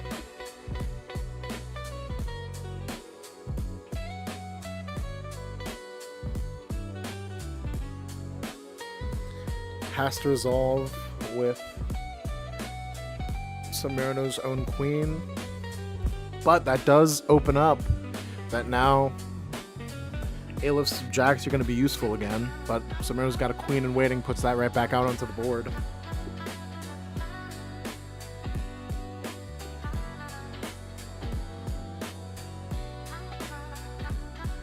Yeah, these queens are really hurting.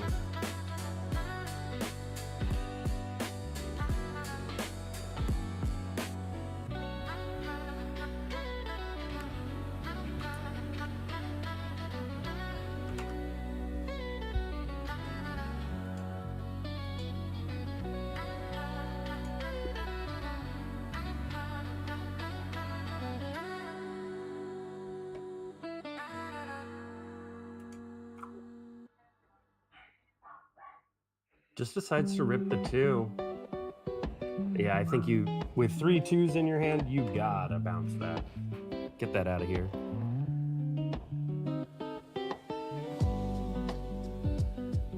Lets him draw through. Oh, another jack.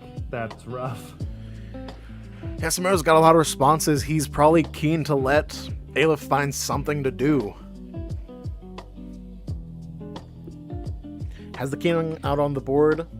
Just gets rid of it with a 2. Can't be countered because of Submarino's queen.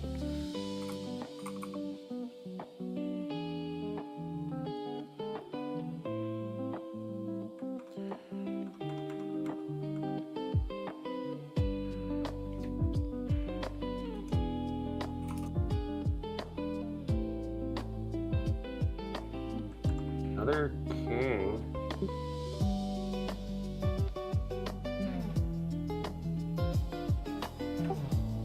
Ooh, Submarino getting that king there could be very good, but that 10's also quite tasty.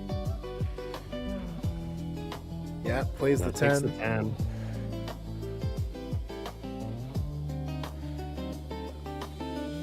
Aleph plays the king, making sure that he doesn't have the room to grab that king from the deck. Has to be answered. Plays the 2, gets rid of the king.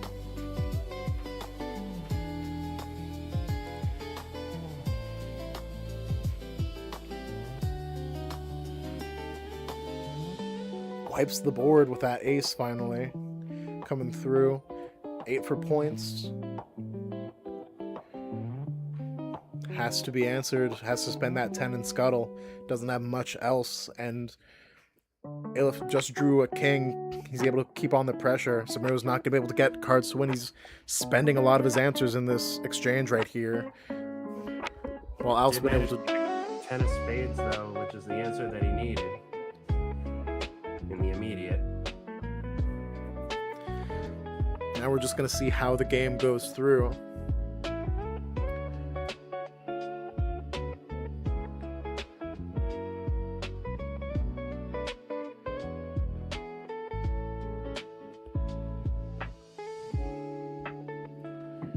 Spending 2s to counter those kings.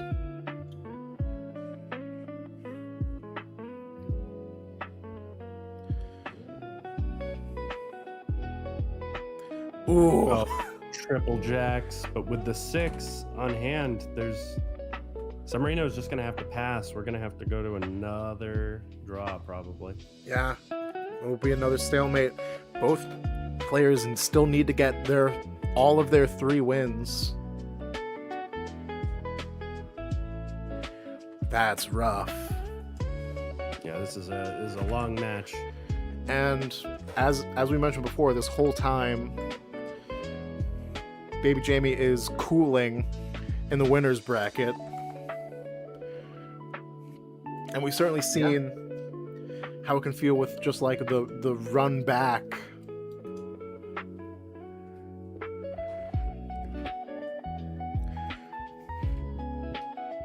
What are your thoughts on these opening hands? They're both pretty okay. I mean, Aleph with the 2 is nice. The 2 tens is a big draw. Yeah, I was able to draw the 10 of spades on first draw. Jack is slow, but trades for 2 nines and another jack. Aleph playing the 4 for points. Bluffing the king there.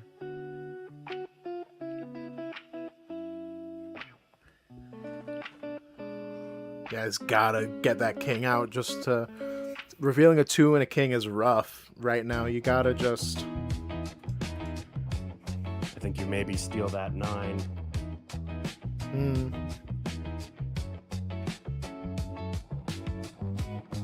Yeah, great use of a 6 there. Is just able to get the 9 back and destroy Submarino's king.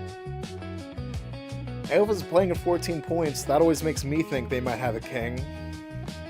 Definitely. Trades up big time. Certainly.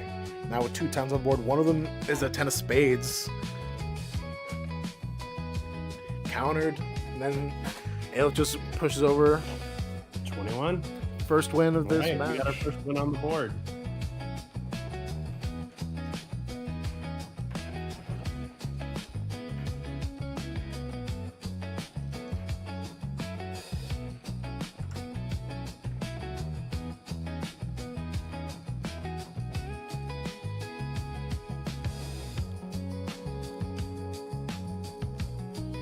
Coming out nice and early.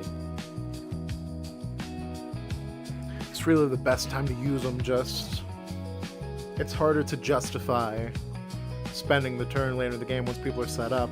We're seeing a very quick setup. Elf alright has a 10 and a king on the board. But Submarino has a queen, which makes sure that his defense goes through.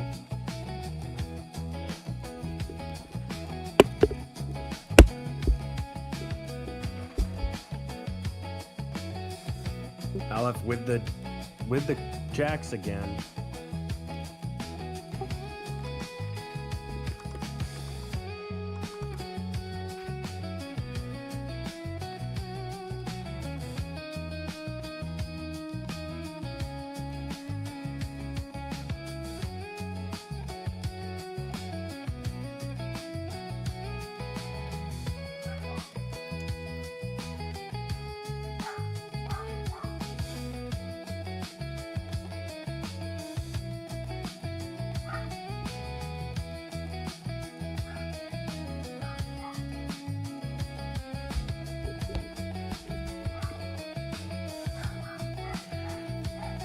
Two kings already on the board. He's gonna have to answer right away. He's got a 10 in hand. Has to spend the 2, make sure it can go through with his queen. Elf has a 2 now.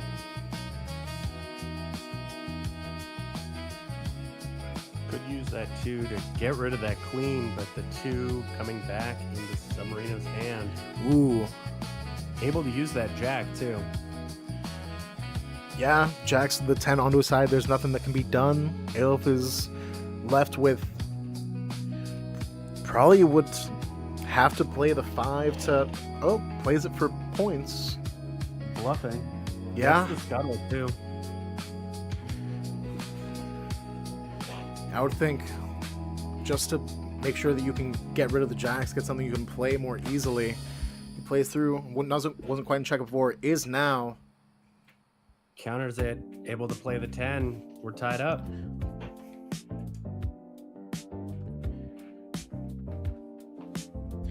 It was a tough choice there, but he was bluffing and he had to be answered, especially with that king on the board. And then that just left him unable to have any cards to push for the win.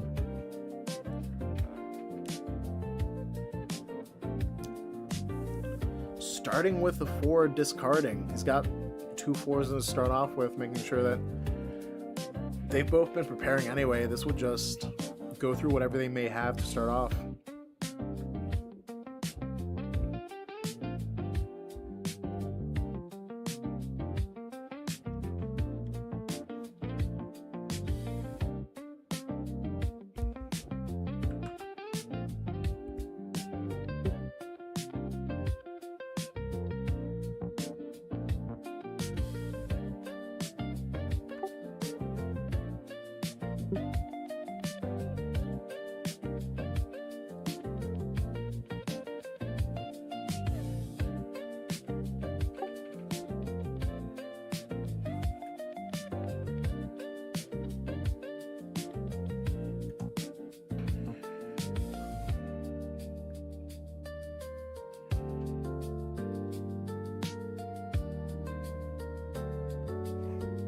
Pulling jacks from the scrap pile.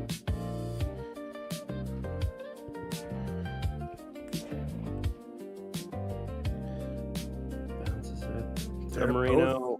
SUBMARINO. That's Oh, half a turn behind.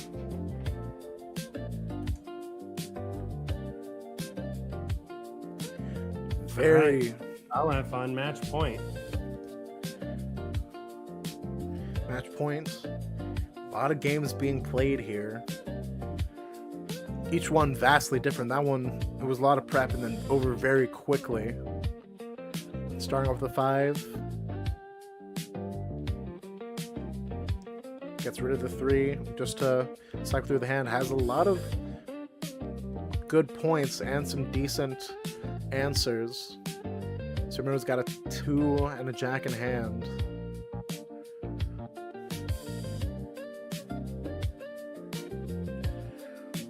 Probably see Elf put the queen onto the board, just make sure those things can't be taken.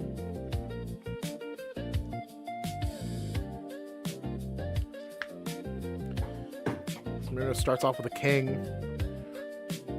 Immediately makes things more tense for the game. Just one card can put you in check. Elf gets the queen out. Comes out from Aleph. Immediate 2 from SUBMARINO.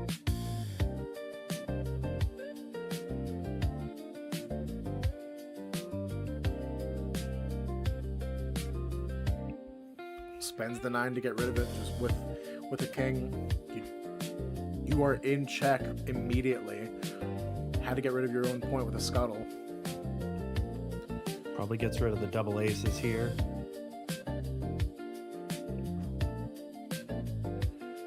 Gets rid of a king and an ace. Yeah, Split fair the enough. With difference. 10, it's not really worth it. Has to get rid of that other 4. Aleph steals that 8. He's not quite in check yet. He has room to play a 5. He can wipe the board, but he can't do much else. I think he's gonna have to. Definitely.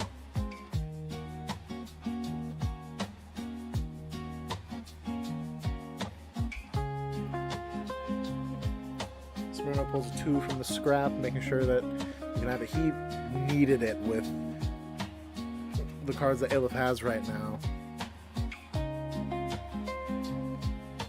Both drawing up again, preparing for the next push. SUBMARINO gets another 2.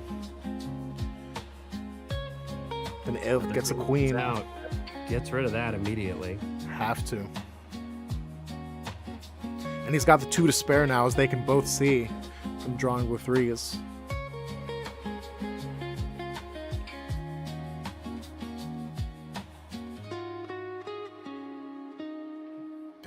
Yeah. That king is gonna keep him offensive. It was probably gonna have to scuttle here. But then that leaves... Could risk the ace, I guess, but probably will go for the scuttle. Draws a 6. That's pretty big. Ace comes out. Can't be countered. And the 4. Whew. Probably the double kings at this point. Yeah, he's... Oh, countered it to keep the kings. Use the 2 on it. He's gonna act like he has something with the 7. But he still needs to draw in order to get any kind of win here, and the deck is getting low. Plays the double king. He's gonna Yeah. force the 6 and get Has a lot to. of value. Now they're both drawing back up. I think we'll see the end of the deck here soon. Probably just gonna both go up to the hand limit and see what they can do. They can see each other's hand now as the deck's exhausted.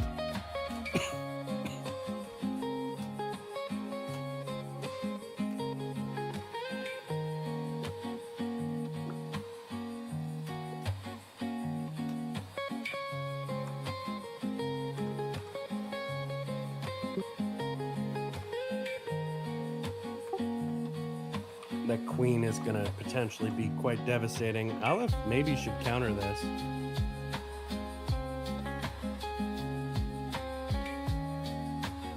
No, doesn't. Gets Pulling out the 10 10 of spades. rather than a queen. Or rather than a 2, sorry. He's gotta find a way to win. He had no way before, but with Elif's queen out, Submarino's jacks are not gonna do him any good. And Elif also has a 2 in his hand, so anything that Submarino could try, I think he's just gonna try and have to push for points. Yeah, I think he's just got to try and scuttle down for a... This might end in another stalemate. I don't know if Submarino has the points to draw that out.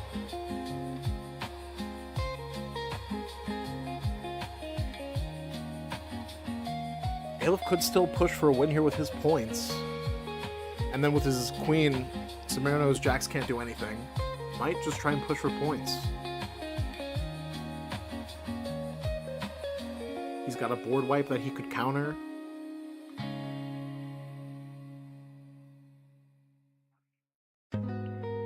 Yeah, and now with that, it's not have enough points, so that's going to be the stalemate. Third stalemate. Got a lot of game left before we're able to see who's going to actually win this one out. Does seem that way.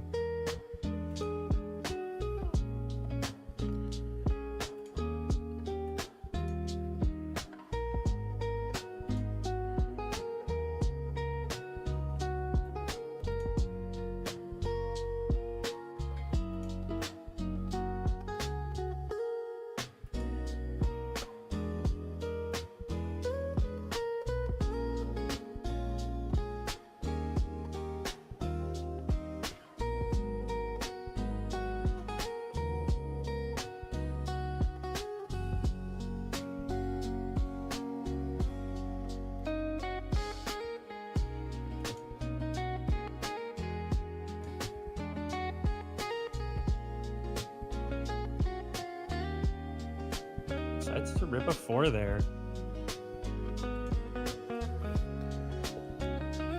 Strong way to start. Like, just a big swing. It's tough to decide how good it's going to be, especially at the very beginning. You don't have much of a plan yet. It looks like they've both taken a drawing up and making sure that they have something. Or trying to, at least. Comes out.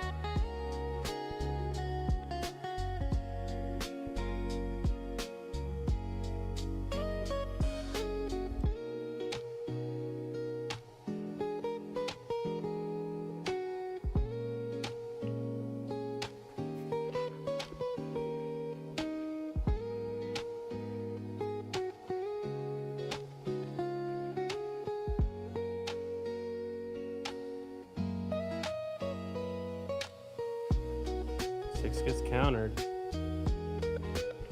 Probably going to see that 2 get chosen from the scrap pile. Coming at it again with kings and queens going against each other. It's tough to... Elif's in a very good place, though. He's got a jack and a 10 and waiting.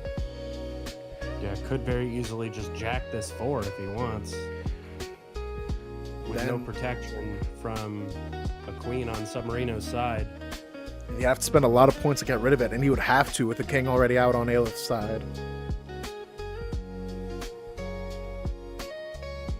Just goes ahead and scuttles it. Probably thinking he can get something better with a jack. He can. Trades up 7 for 8. Submarino has to scuttle.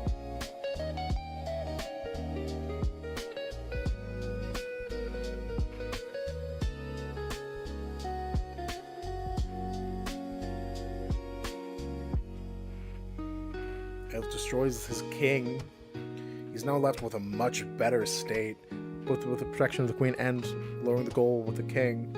Has to trade 9 for 9. It's looking a little rough for Submarino in this moment with the double jacks. Oh boy. Yeah, Elif's got a lot of defense right now and a 10 for points. So it's much easier for him to spend those and then just get his final points out. He spends them. Submarino spends the 10 of spades, has to spend it in order to get that card out. Keeps the game going. Elif spends a 3 getting that out. Ace, brutal. especially after he pulled the 10 into his hand. Counters the 7, and that's going to be that. And Aleph is going to move on. All right, we're going to see grand finals. We're going to see how this looks for bbjme coming up. And then Aleph is on the complete other side of it, completely slogged through 2 stalemates and getting 3 wins.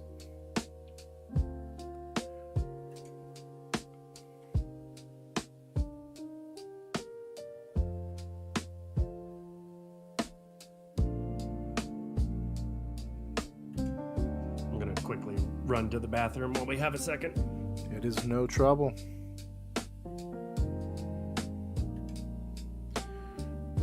All right, so in the meantime, we have gone through a lot of our games this time. Gone through losers bracket. Aleph 1 climbs back up. bbjme undefeated. We might see a second go around if bbjme loses this first one. And in the meantime, let's see what we can do bingo wise.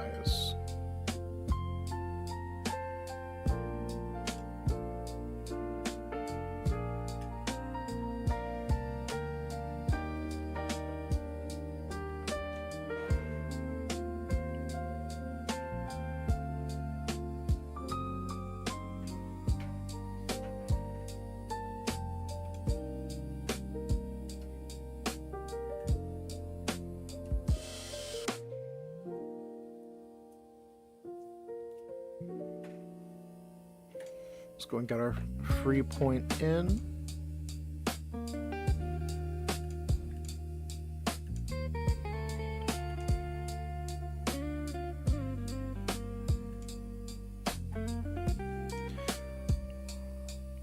Nine cards in hand we've seen, just with the new rule, drawing back down. Draws and then discards, I think I'll count that.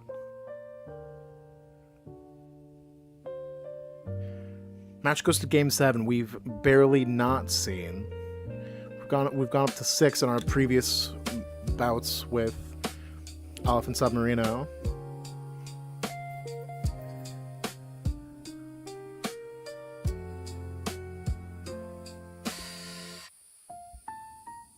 Seen 3 counters.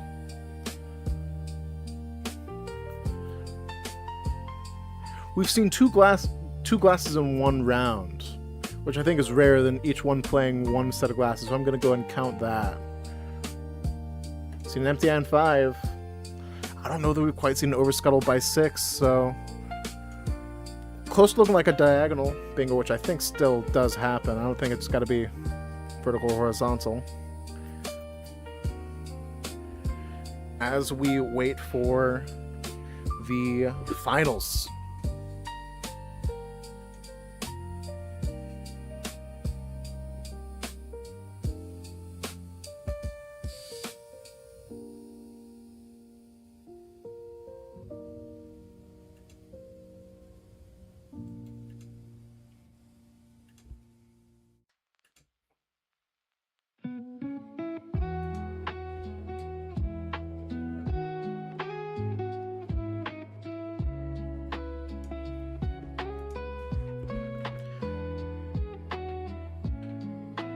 We've seen a lot of quick games, we've seen a lot of slow games.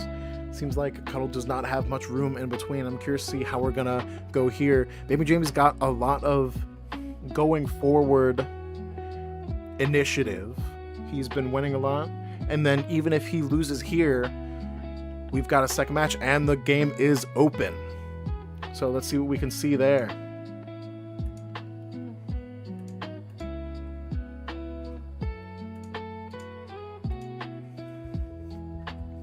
All right, starting off very quickly, we have Aleph playing a 5 to go first, cycling through, getting good stuff in his hand. We've seen that's a tough hand in the beginning, can really just set the tone of the game for you.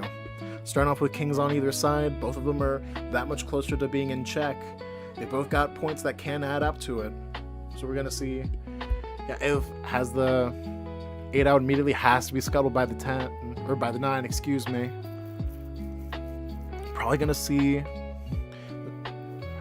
bbjme takes the 8, it's countered with a 2. There's not much else we can do there, so he just scraps the points. But it is countered, and it goes right in for the win.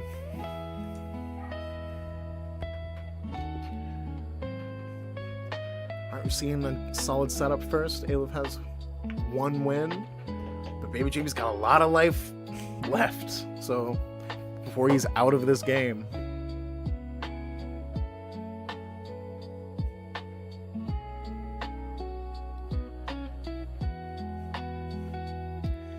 bbjme's got a pretty good setup. He's got a 9 and a 10, a 3 that could be useful later, an ace that could be useful later, 7 could be useful later. They're all good stuff, but not quite in the opening. Draws a king.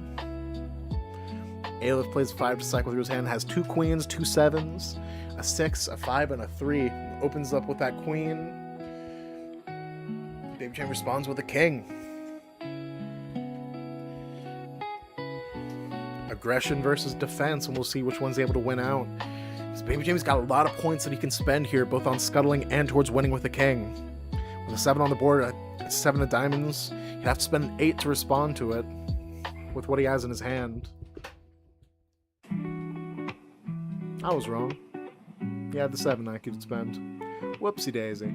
So, but in a match of scuttling, spending those points, he had the extra to spare, but now he's getting into, he's got to focus on his own win. Just draws back up while they're both doing so. Aleph's got a lot of defense that he could put on the board. He's got 2 queens, which isn't going to do much better than the 1 queen on the board now. bbjme's able to put the 2nd king out.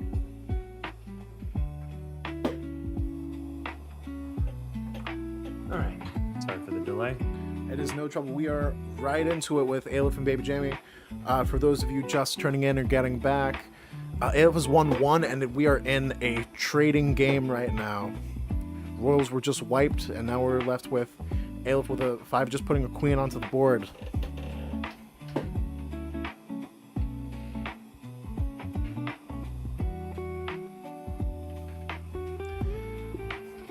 bbjme's got a point to spend. Who won the first scuttling. game? Aleph won the first game. As mentioned, bbjme hasn't lost yet, so he's got a lot of life left to lose before he's out of this tournament. For sure, he's definitely got the most wiggle room still, but winning all the way to the finals and then losing at the end could be, losing the first reset could be devastating. Certainly, and then Aleph has just clawed back as we watched, and would have to win that much more to get the final win of the tournament. But we've seen it happen. Definitely. bbjme's got a lot of weird cards. The triple aces is pretty brutal. Yeah, it's tough. It could be useful later. It's good if he has a queen on the board. Board was just wiped with a 6, though.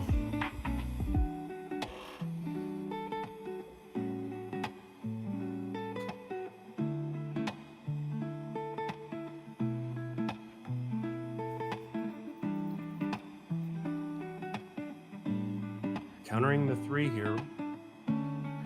Well, Aleph counter. He's got more 2s. I'm not sure if he wants to spend 1. Probably just to let the 3 go out and get another. I'm not sure what else he would be grabbing, usually. Yeah, it's countered and scrapped. I think that's fair. Drawing back up, ready for the next bout. Both at the hand limit. We'll see where they go from here. They probably got to... Yep. Aleph makes the first push with the 9. bbjme just goes for an ace, keeping his own points in hand. Ace is countered, though.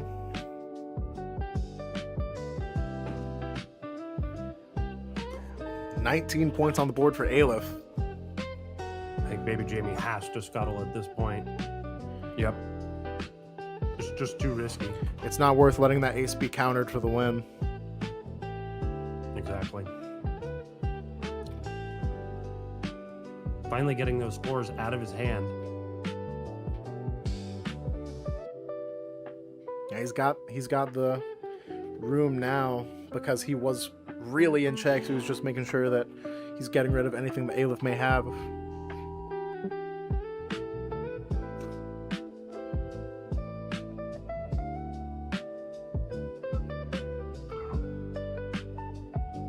Gotta scuttle again. I think you have to rip the... Oh. Countered. 9. Scuttles it with the 10. I think you gotta... yeah, draw up.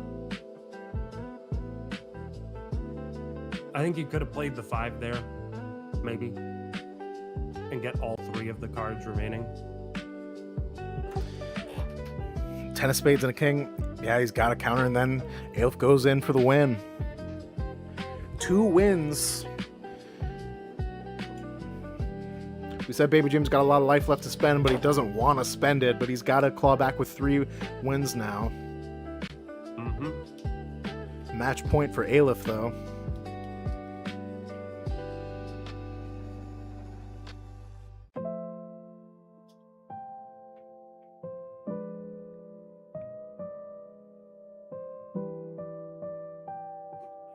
Aleph's hand is interesting with the double 3s.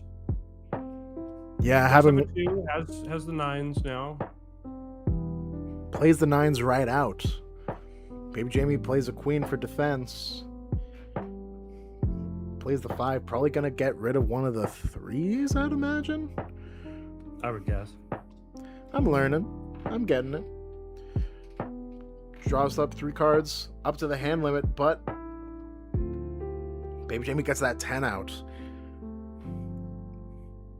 Now we're just gonna see who can win more quickly. Baby Jamie's in check, has to respond, knocks out the 9.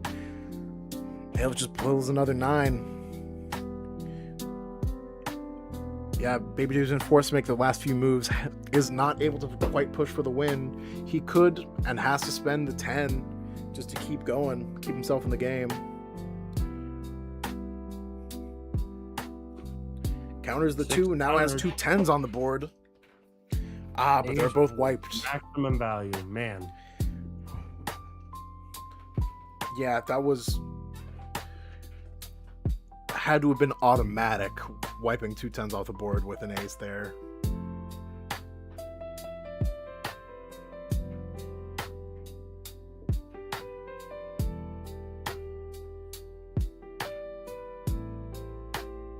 Those jacks could be quite handy for Baby Jamie here.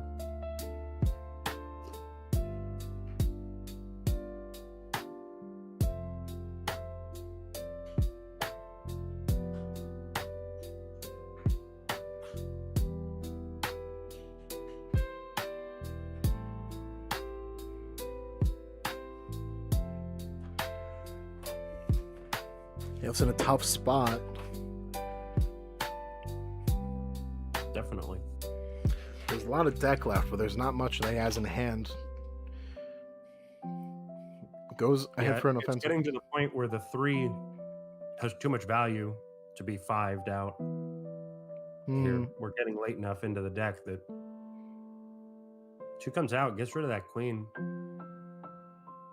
Baby Jamie just rips the 4. Gets rid of the 5. Probably doesn't have much room for taking a turn to draw. Baby Jamie jacks the 8. Just gets given right back. They are fighting over this, each with a king on their board. Baby Jamie's in check, has to respond. Then Aleph has an 8 to just put him right back. Here. Certainly.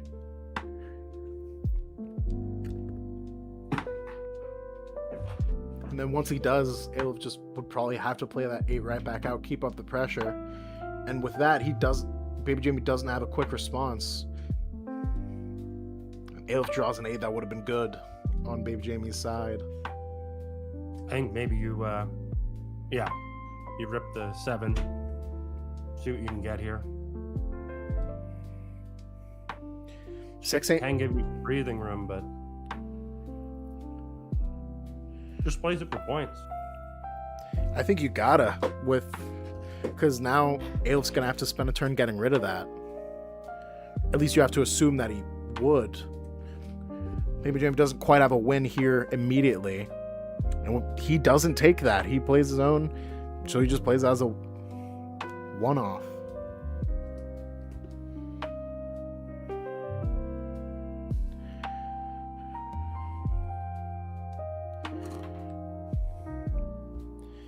Yeah, bbjme picks a card from the scrap. There's a lot of options right now. He goes for the ace.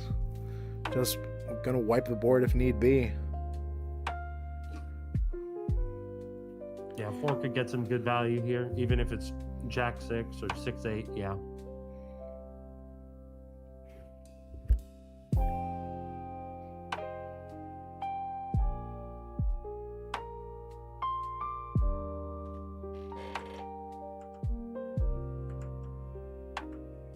Drawing all the way back up. 2 cards left in the deck. Probably gonna see a deck out right here. Plays 5 to plays 7 to reveal them both. Probably gonna play the queen. Queen here. Yeah, just to get it out, because the 5 is gonna be a lot less useful once the deck's empty. No. Oh, takes the 5. bbjme could really use a queen. I guess Aelif already has 2 queens in his hand, but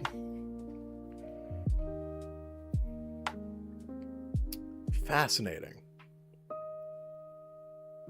Discards the 2 queens and then just draws the one that he knew was there.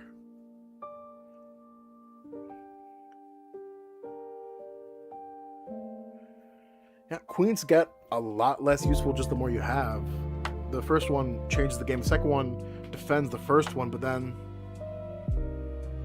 the first one just changes the game is the thing, compared to just protecting the first one with the second. So I can see getting rid of the 2, then just drawing the one you knew was there. bbjme doesn't have a win condition here. Could spend a turn drawing with the 3 if he's able to get everything else out, but that's a real... the first stalemate of the game. Aelif's still at match point.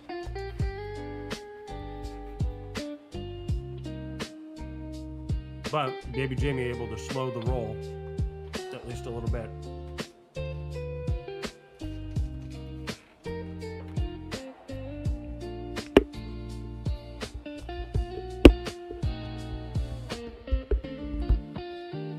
I love just putting down points. Put to the floor. Plays the 4, gets the ace 3. Playing very aggressively right in the opening, with some rare to see.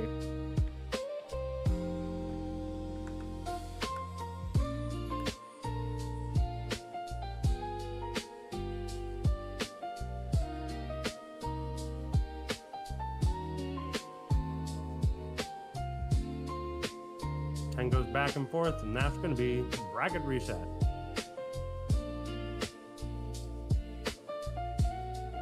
So it's all down to this. 1 best of 5 to decide it all.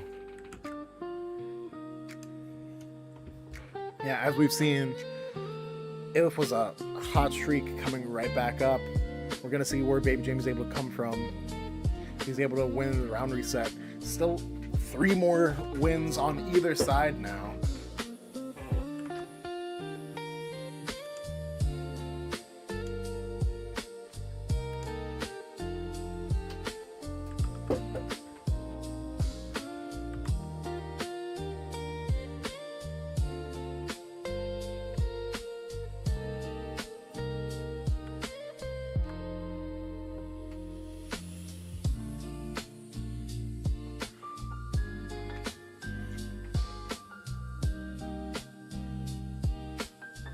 We are just getting the players into game. I just saw the lobby go up. Gotcha. So we'll go spectate soon and see how this is all going to shake out. Aelif, well known around here, very common player, has won tournaments, and then meanwhile, Baby Jimmy said in his opening intro, still looking for the win, looking for a first tournament win. So we'll see if he's able to keep up the hot streak here and win in the round reset. Yeah, let's see if Baby Jamie can keep it together. You know, it's rough to lose the bracket reset, but you're coming from the winner's bracket. You have that insurance, and now you used it. It's time to buckle down. All right, we're seeing the bracket reset.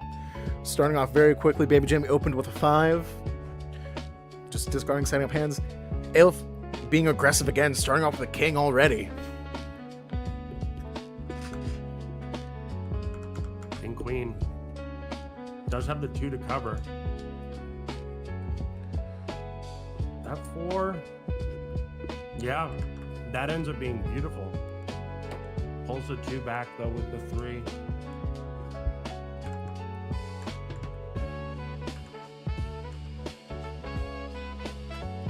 He's got to go for the scuttle here.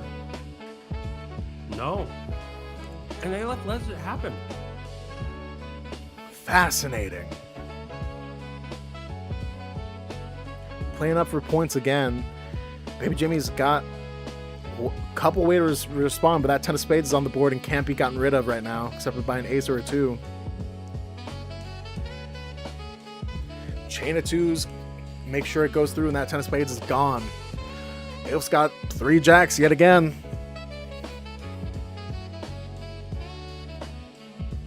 Yeah, that is a bit rough.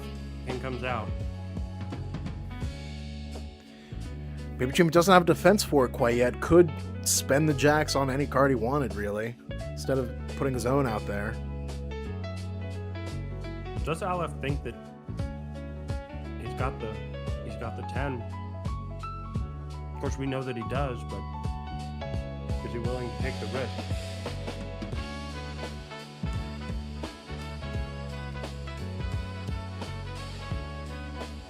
Yeah, right now I just want to, especially with Baby Jimmy's king on the board, I'd want to bide my time and let aggressive points be played. But now we can't let that happen. 2 kings on the board, anything could win.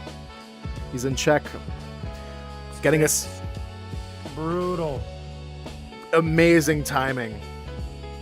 But we also reveal a 2 on the deck. Whoever's taking the turn to get it, that frees up the 3s. Discards one of his jacks and the 7. 5 comes out, gets that value. Both got pretty valuable hands right now, especially so late in the game. With only 5 cards in the draw pile, those 2 3s can really be something. He'll play the queen after his 9 was stolen with the jack. Could get it right back and make sure it can't happen again, but that 2's gone. Or that 2 makes that queen gone.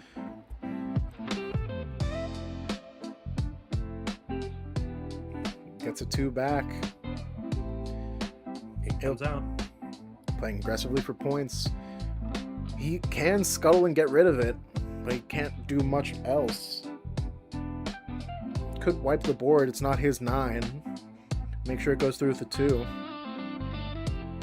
Yeah, that's what he goes for. I think that's a better play. Get 3 cards out of Aleph's hand effectively. Deck's exhausted and Aleph only has defense. But I think that we're going to see a stalemate. I don't think Baby Jamie has anything that can go through all this. I mean, I think what Baby Jamie does is he 3s for another king. King, king, 10. Can't be beat. Oh, he goes for the queen. All right. Matching defense, I but think he could have very easily gone for the king there as well. Because the aces won't stop him. yeah, plays the.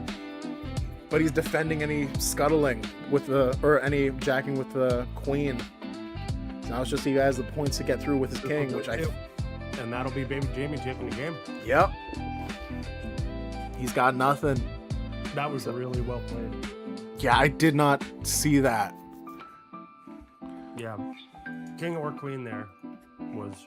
what is Baby Jamie's hand? That This is terrible. that is a tragic opening hand. No, this is.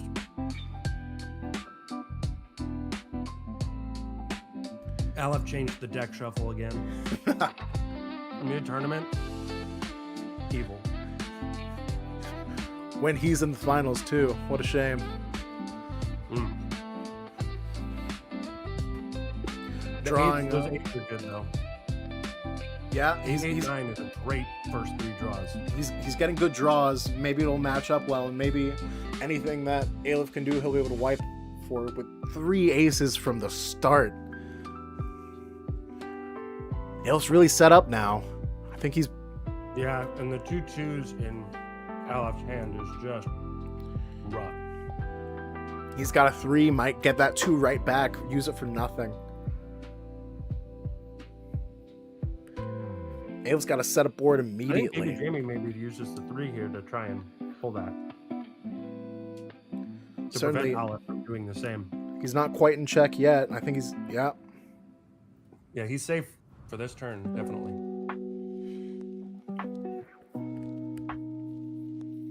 gets a queen. Interesting. Aleph pulls out the 9, has to be scuttled. Aleph can't play much more aggressively. Poor has to draw more. We'll see where that can turn out for him. Gets the queen he found out. Drawing up to get an offense.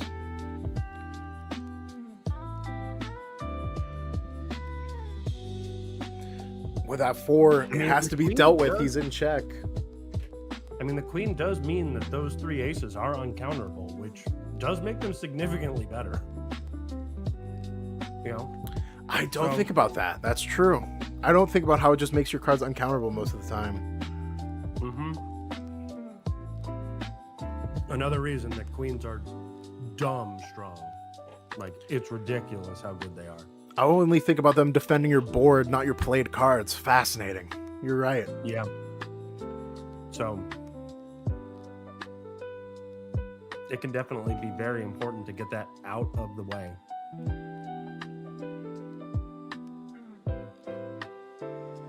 Maybe Jamie got some terrible options there.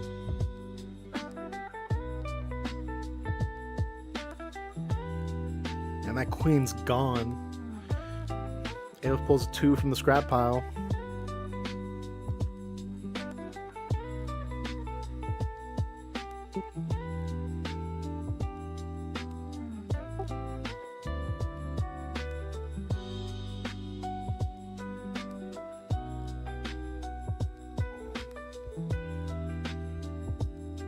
Yeah, he's able to counter the 6 and just get that 2 right back. And we're just trading blows again and again. Aleph has all 4 jacks in hand. We've got Unfortunately, Baby Jamie has a queen. probably gonna see a scuttle down and then just another round of drawing, getting something that can go for the win.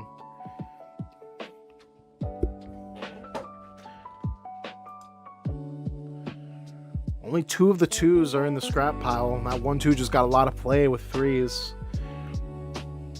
The 6 goes off and just nukes the board. Yeah, now anything Baby Jimmy can do, Aleph can take. Cycles through.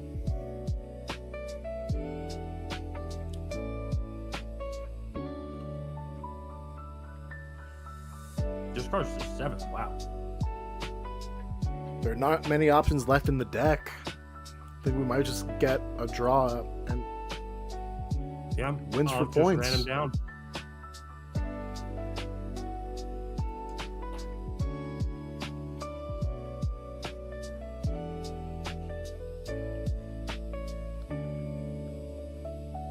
pretty good hands on both sides, I'll say.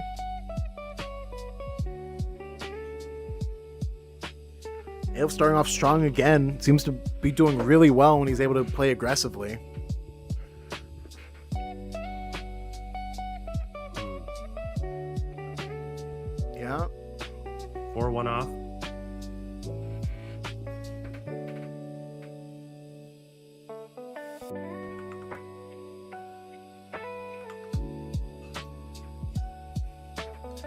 5 goes through and he draws up. But it's got 2 10s on the board and a 2 to stop the 5. He might just, yeah, he's just gonna go through this. Yeah, just gonna win. Go to match point. Whoa. bbjme's run out of road. His back is against the wall here. He's got 1 win, so he's done coming back from nothing, but A difficult spot and not a great starting hand either. Alep's come all the way back from loser's bracket to triggering a match reset or bracket reset. Drawing up, tension's gotta be high. bbjme's going for his first tournament win here.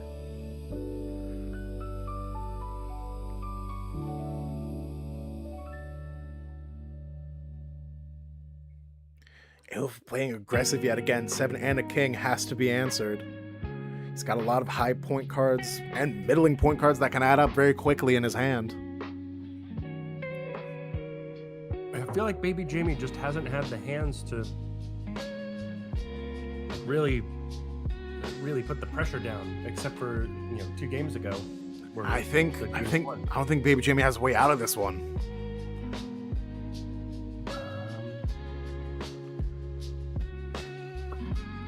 He could 9 back the king, but that only buys him a little time. That may be his only chance, which is alarming.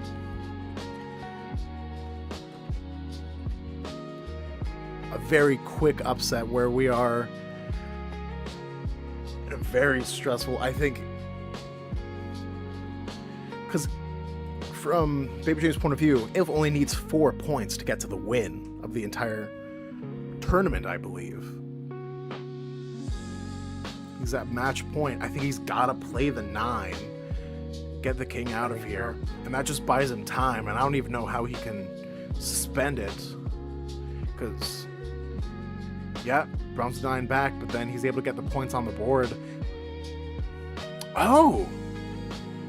He instead uses it as a one-off, but just gets more points on his side. Okay. And then he's able to play the king for the win. Wow. There we go. Incredible. Just how the starting hands can really wreck you.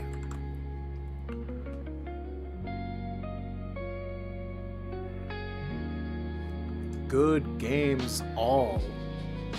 Yeah. I believe that takes us through the match reset. Alep has match point and becomes our champion. Yeah. Phenomenal work. Coming back from the loser's bracket yet again.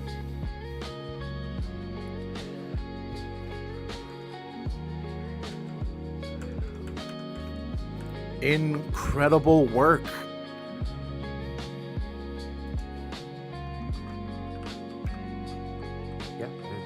Incredible reset from Aleph, and another bit of heartbreak for bbjme. Certainly. Incredible work. Great matches going up through. But just Alep put in the work getting back. I believe first round was a buy in to just keep going through, but Alep fought through loser's bracket and the match reset for the final point. Wow. Yeah, bbjme getting a little lucky with the bye, but still, I think it was likely that bbjme and Aleph were going to end up in the finals. Oh, 1 and 2 seeds. Absolutely. I'm not diminishing. Certainly not the incredible work. It was just the clawing back. As I saw since I've started commenting just the last time, it was the same story of just clawing back and having that momentum all the way. Meanwhile, bbjme was left in the winner's bracket for a long time. Hey, here's the winner right now. Hey, friends. How do you feel? pretty great. That was a heck of a tournament. Certainly, especially, I think you were playing a lot of games. Yeah. Oh man, like the second to last match from the losers bracket it went to 7 games. That was wild. Whew, yeah. Yeah. It was a great tournament. Quite a crazy comeback for you. More unfortunate results for bbjme as well. I know. He has played so well and like had a great tear through the winners bracket, and like honestly, part of me is rooting for him, but like when he wins the tournament, it will be like through crushing defeat, you know. I hold hard for sure. I mean, he achieved first seed, right? So yeah, incredible work here. Player. It's granted, you know, it's my limited experience, but I can't help but think of the last tournament where it went a very similar way. First tournament competitor breezes through the winner's bracket, but then is left to cool while the eventual winner climbs back up from loser's bracket. Yeah, we did see now in this case, bbjme's been playing some time. Yes. Yeah, this is like our second losers bracket run back, basically, with the bracket reset in a row, I believe. So that is, I think it's something that's exciting about the double elimination format, that prospect to have a real comeback, but from a notable disadvantage. I think it is a lot of fun and very exciting. Yeah, you had to win through the losers bracket, but even just that final thing, needing 6 wins, not just stalemates, which there were a couple of as well, in order to get the final win. Incredible work. Thank you. Feel really good about my playing today. I mean, I think we had some great games overall, but this was a lot of fun, and I think some really high quality Cuttle. Yeah, there were some seriously good games out there. The one game after the bracket reset, I think it was after the bracket reset, where it went to the end and bbjme had the 3 back. We were talking about what did he pull, right? And like as he pulls the queen, we're like, oh well, king or queen would have worked here. Nice. I only noticed king, honestly. I was like, I deal 3 for a king and I'm cooked. And he pulled the queen, and I had a moment of like, do I not lose? Oh my goodness. We were the same way. I think it was I think you could hear the confusion, just like pulls the queen, but then nonetheless. Yeah, and that was enough. I mean, locking out both of my jacks and then just being able to play through the aces. Because at that point, I mean, he also had accrued enough total value that by the time he shut down my jacks, I just didn't have the gas to stop him. That was well played. Yeah, very good game. It was a tough spot for you, but it was very an interesting end game decision making, because it's like, well, he could 3 for a 2. Wait, if he 3s for a king, he just wins. Right. He cannot lose. Yep. Unless he plays his points first for some odd reason. That would have been a real, 3 for the king. You've got king, 10, and then play into jacks. That would have smart. Yeah. That would have been an interesting way to end a game. Yeah. But he played well. That was a great game in a solid set. I think a whole lot of fun and some really great games throughout just the whole tournament. Everything that I saw and the ones that I played as well. Like, man, I had a lot of fun and so much variety. You know, that's something I think is a blast about Cuttle. Like, you get these short games sometimes that are just explosive, where somebody comes out the gate hard and it can go one way or the other at that point, but it is often quicker, or sometimes it's just a slugfest through the whole deck. And we had a good mix. And that's something that really stood out to me. This game, we went into discussing a lot of the opening hands as you would drop, and just that kind of gave us the easiest beat to say things, because things can happen very quickly from there. And just really thinking about how the value of cards changes. threes become so valuable, especially once the deck is exhausted, because it's the only way to not be locked into whatever you have. They're so versatile, and it can be tricky in the end game to like figure out what you want to pull. Like that game with bbjme is such an interesting choice of like how do you navigate the many possibilities, and especially in end games where both players have threes, it can be such a trip of like, well, if I do this and then you do that, like, but what about this other thing that we could each do? It's like can be a lot, but it's a very cool card for sure. Really tactical. Thank you both for casting. Y'all kill it. This was awesome. I love being here. I can't play enough when I'm able to just get this time and really engage with the game nonetheless. It's a game I love. I just can't devote the days to it, but like this one day, I'm happy to be here, happy to learn more. I feel like a much better player just like from this seat. It's a phenomenal work seeing all the different games. It's really cool to get to see like top level play. I agree, and you guys are both a blast to listen to. I always have so much fun. I greatly appreciate it. Good time. Worked out really well. Yeah. Awesome. Well, thanks everybody. And for anyone watching who's unfamiliar, this was played on cuttle.cards, which is the best place to play Cuttle for free online. We play, you can use the site anytime, but we have open play sessions every Wednesday night at 8:30 Eastern, every Thursday at 12 p.m. Eastern. And if this looks like something you might enjoy, like please come join us on the Discord, YouTube, and play some Cuttle. It's a blast. Yeah, we've got also, like we said, the YouTube, we have other series coming out helping you. We have overviews of the rules, which are also changing, so we probably could be good to like have a discussion on that eventually, but we've also got like more high-level strategies helping you to be a better player and help you see how things work here. Like we mentioned, like the 8's got a lot of play. We just had a video come out about that recently, because those have really changed the games in a very visible way here today. Yeah, definitely. I was making pretty heavy use of them this tournament, personally. Certainly. It changed how we commentated about it, just like saying, well, Aleph can see exactly what he has, and when it was Troy, you put another one out, which is something I don't think I've ever ended up seeing. It even made it into the chat. Game. That was definitely, like, as I was doing it, I thought, this is an unusual move, but at the same time, it was such a reactive situation that, like, I didn't want to put anything out that was just going to get stolen or disrupted in a way that would be really inefficient. So having the additional information and not playing into my opponent's hand, as it were, while avoiding the discard penalty was, like, worth it at the time.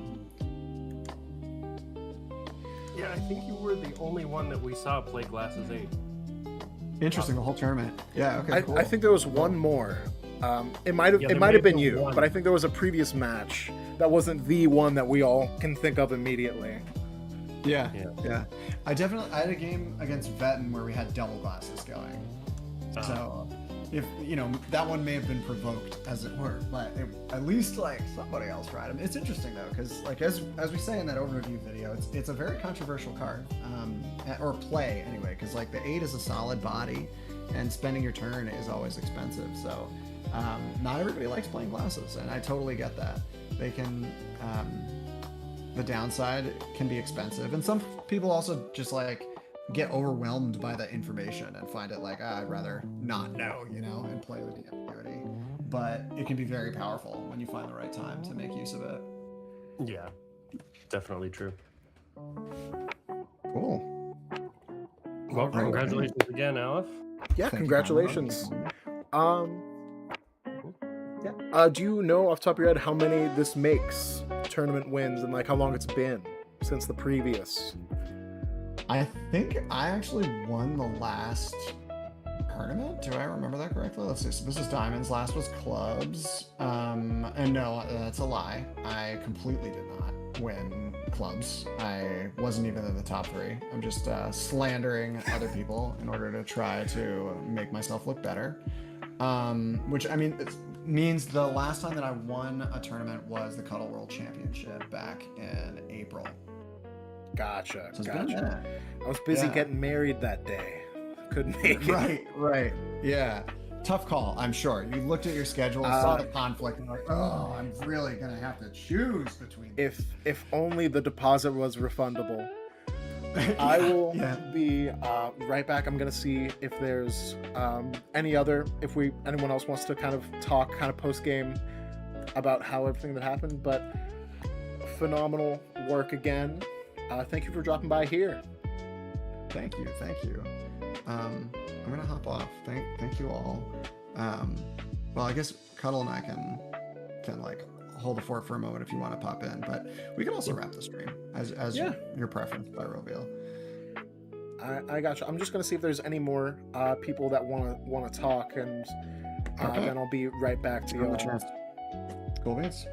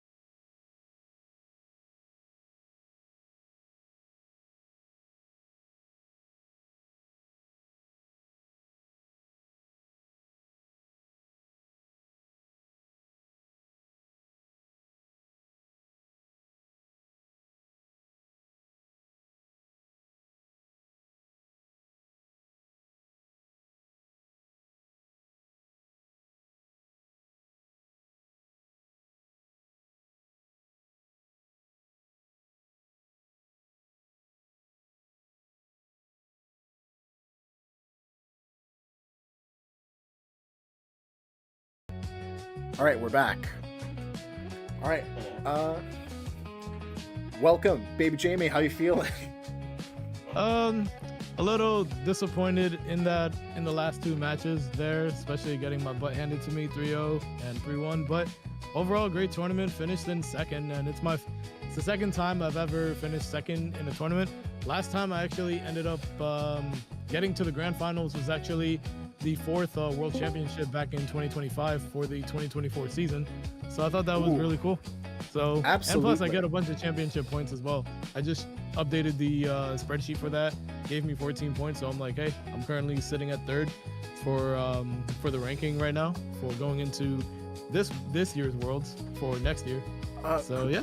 Would you be willing to explain that? Because I'm a little bit new on that. I've only commentated like the mini championships. Can you go into like the points system? Yeah, so basically we have a point system for the Worlds tournament, and you'd have to be participating in the season tournament in order to rack up any points. And we have a point system based on what position you finish in.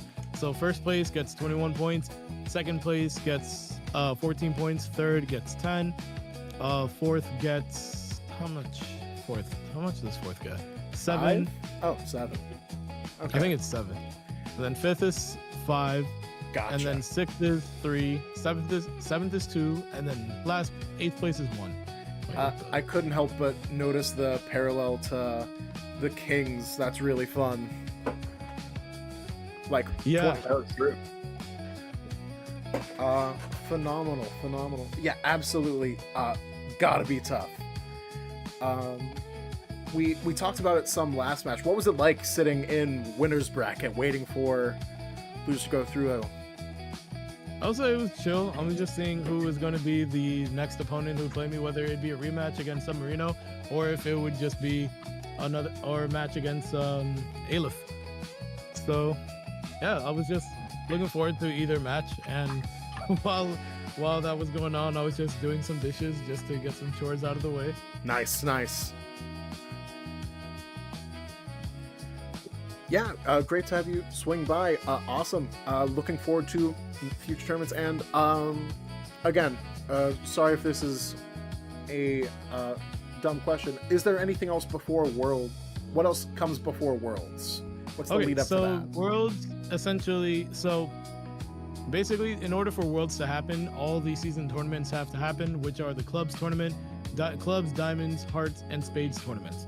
And they all have to happen before we can even do Worlds, because once all those tournaments are placed, then we get to see who finished between 1 and 8th to determine who qualifies for the World Tournament based on those rankings. And if you finish within the top 8, then we can proceed with the Worlds, assuming that everybody from that top 8 is good to go. If there's somebody that is unable to make it, then we'll reach out to anybody else who also participated in any of the season tournaments that has points, and then we'll go from there.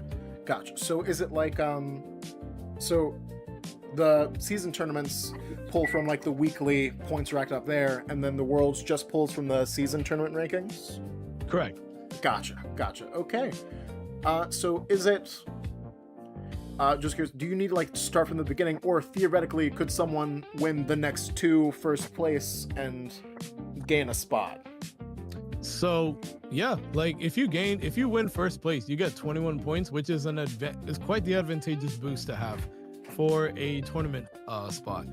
Gotcha. Because I know, like, since Aleph won today, he ended up getting first. He now has 50 points for that. Who? Actually, does he have 50? Oh, wait, no, Aleph. I'm counting the World's Championship bonus. Are we still doing that or no? Are we doing away with that? We should.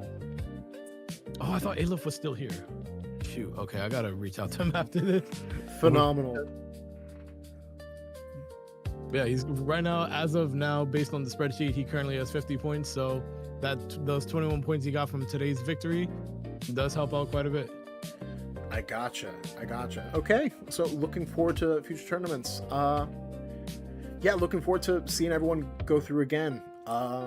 This has been a phenomenal experience. Thank you all for playing. This has been really great. Yeah, thank you so much for commentating, and thank you so much for the broadcasting. Commentating has been really great, and yeah, always have a lot of fun with these. So thank you. Yeah, it's a good time. Yes, sir. So Submarino, how about you? Any tournament thoughts that you can share with us? I'm just glad I kind of played well. I think I played 2 games last night, in which I won 14 games and lost only 1 game. So I think Awesome. sometimes in basketball, people talk about you taking up all your good shots in practice, and you make all your shots in practice, and then when you get to the game, you're just missing ball.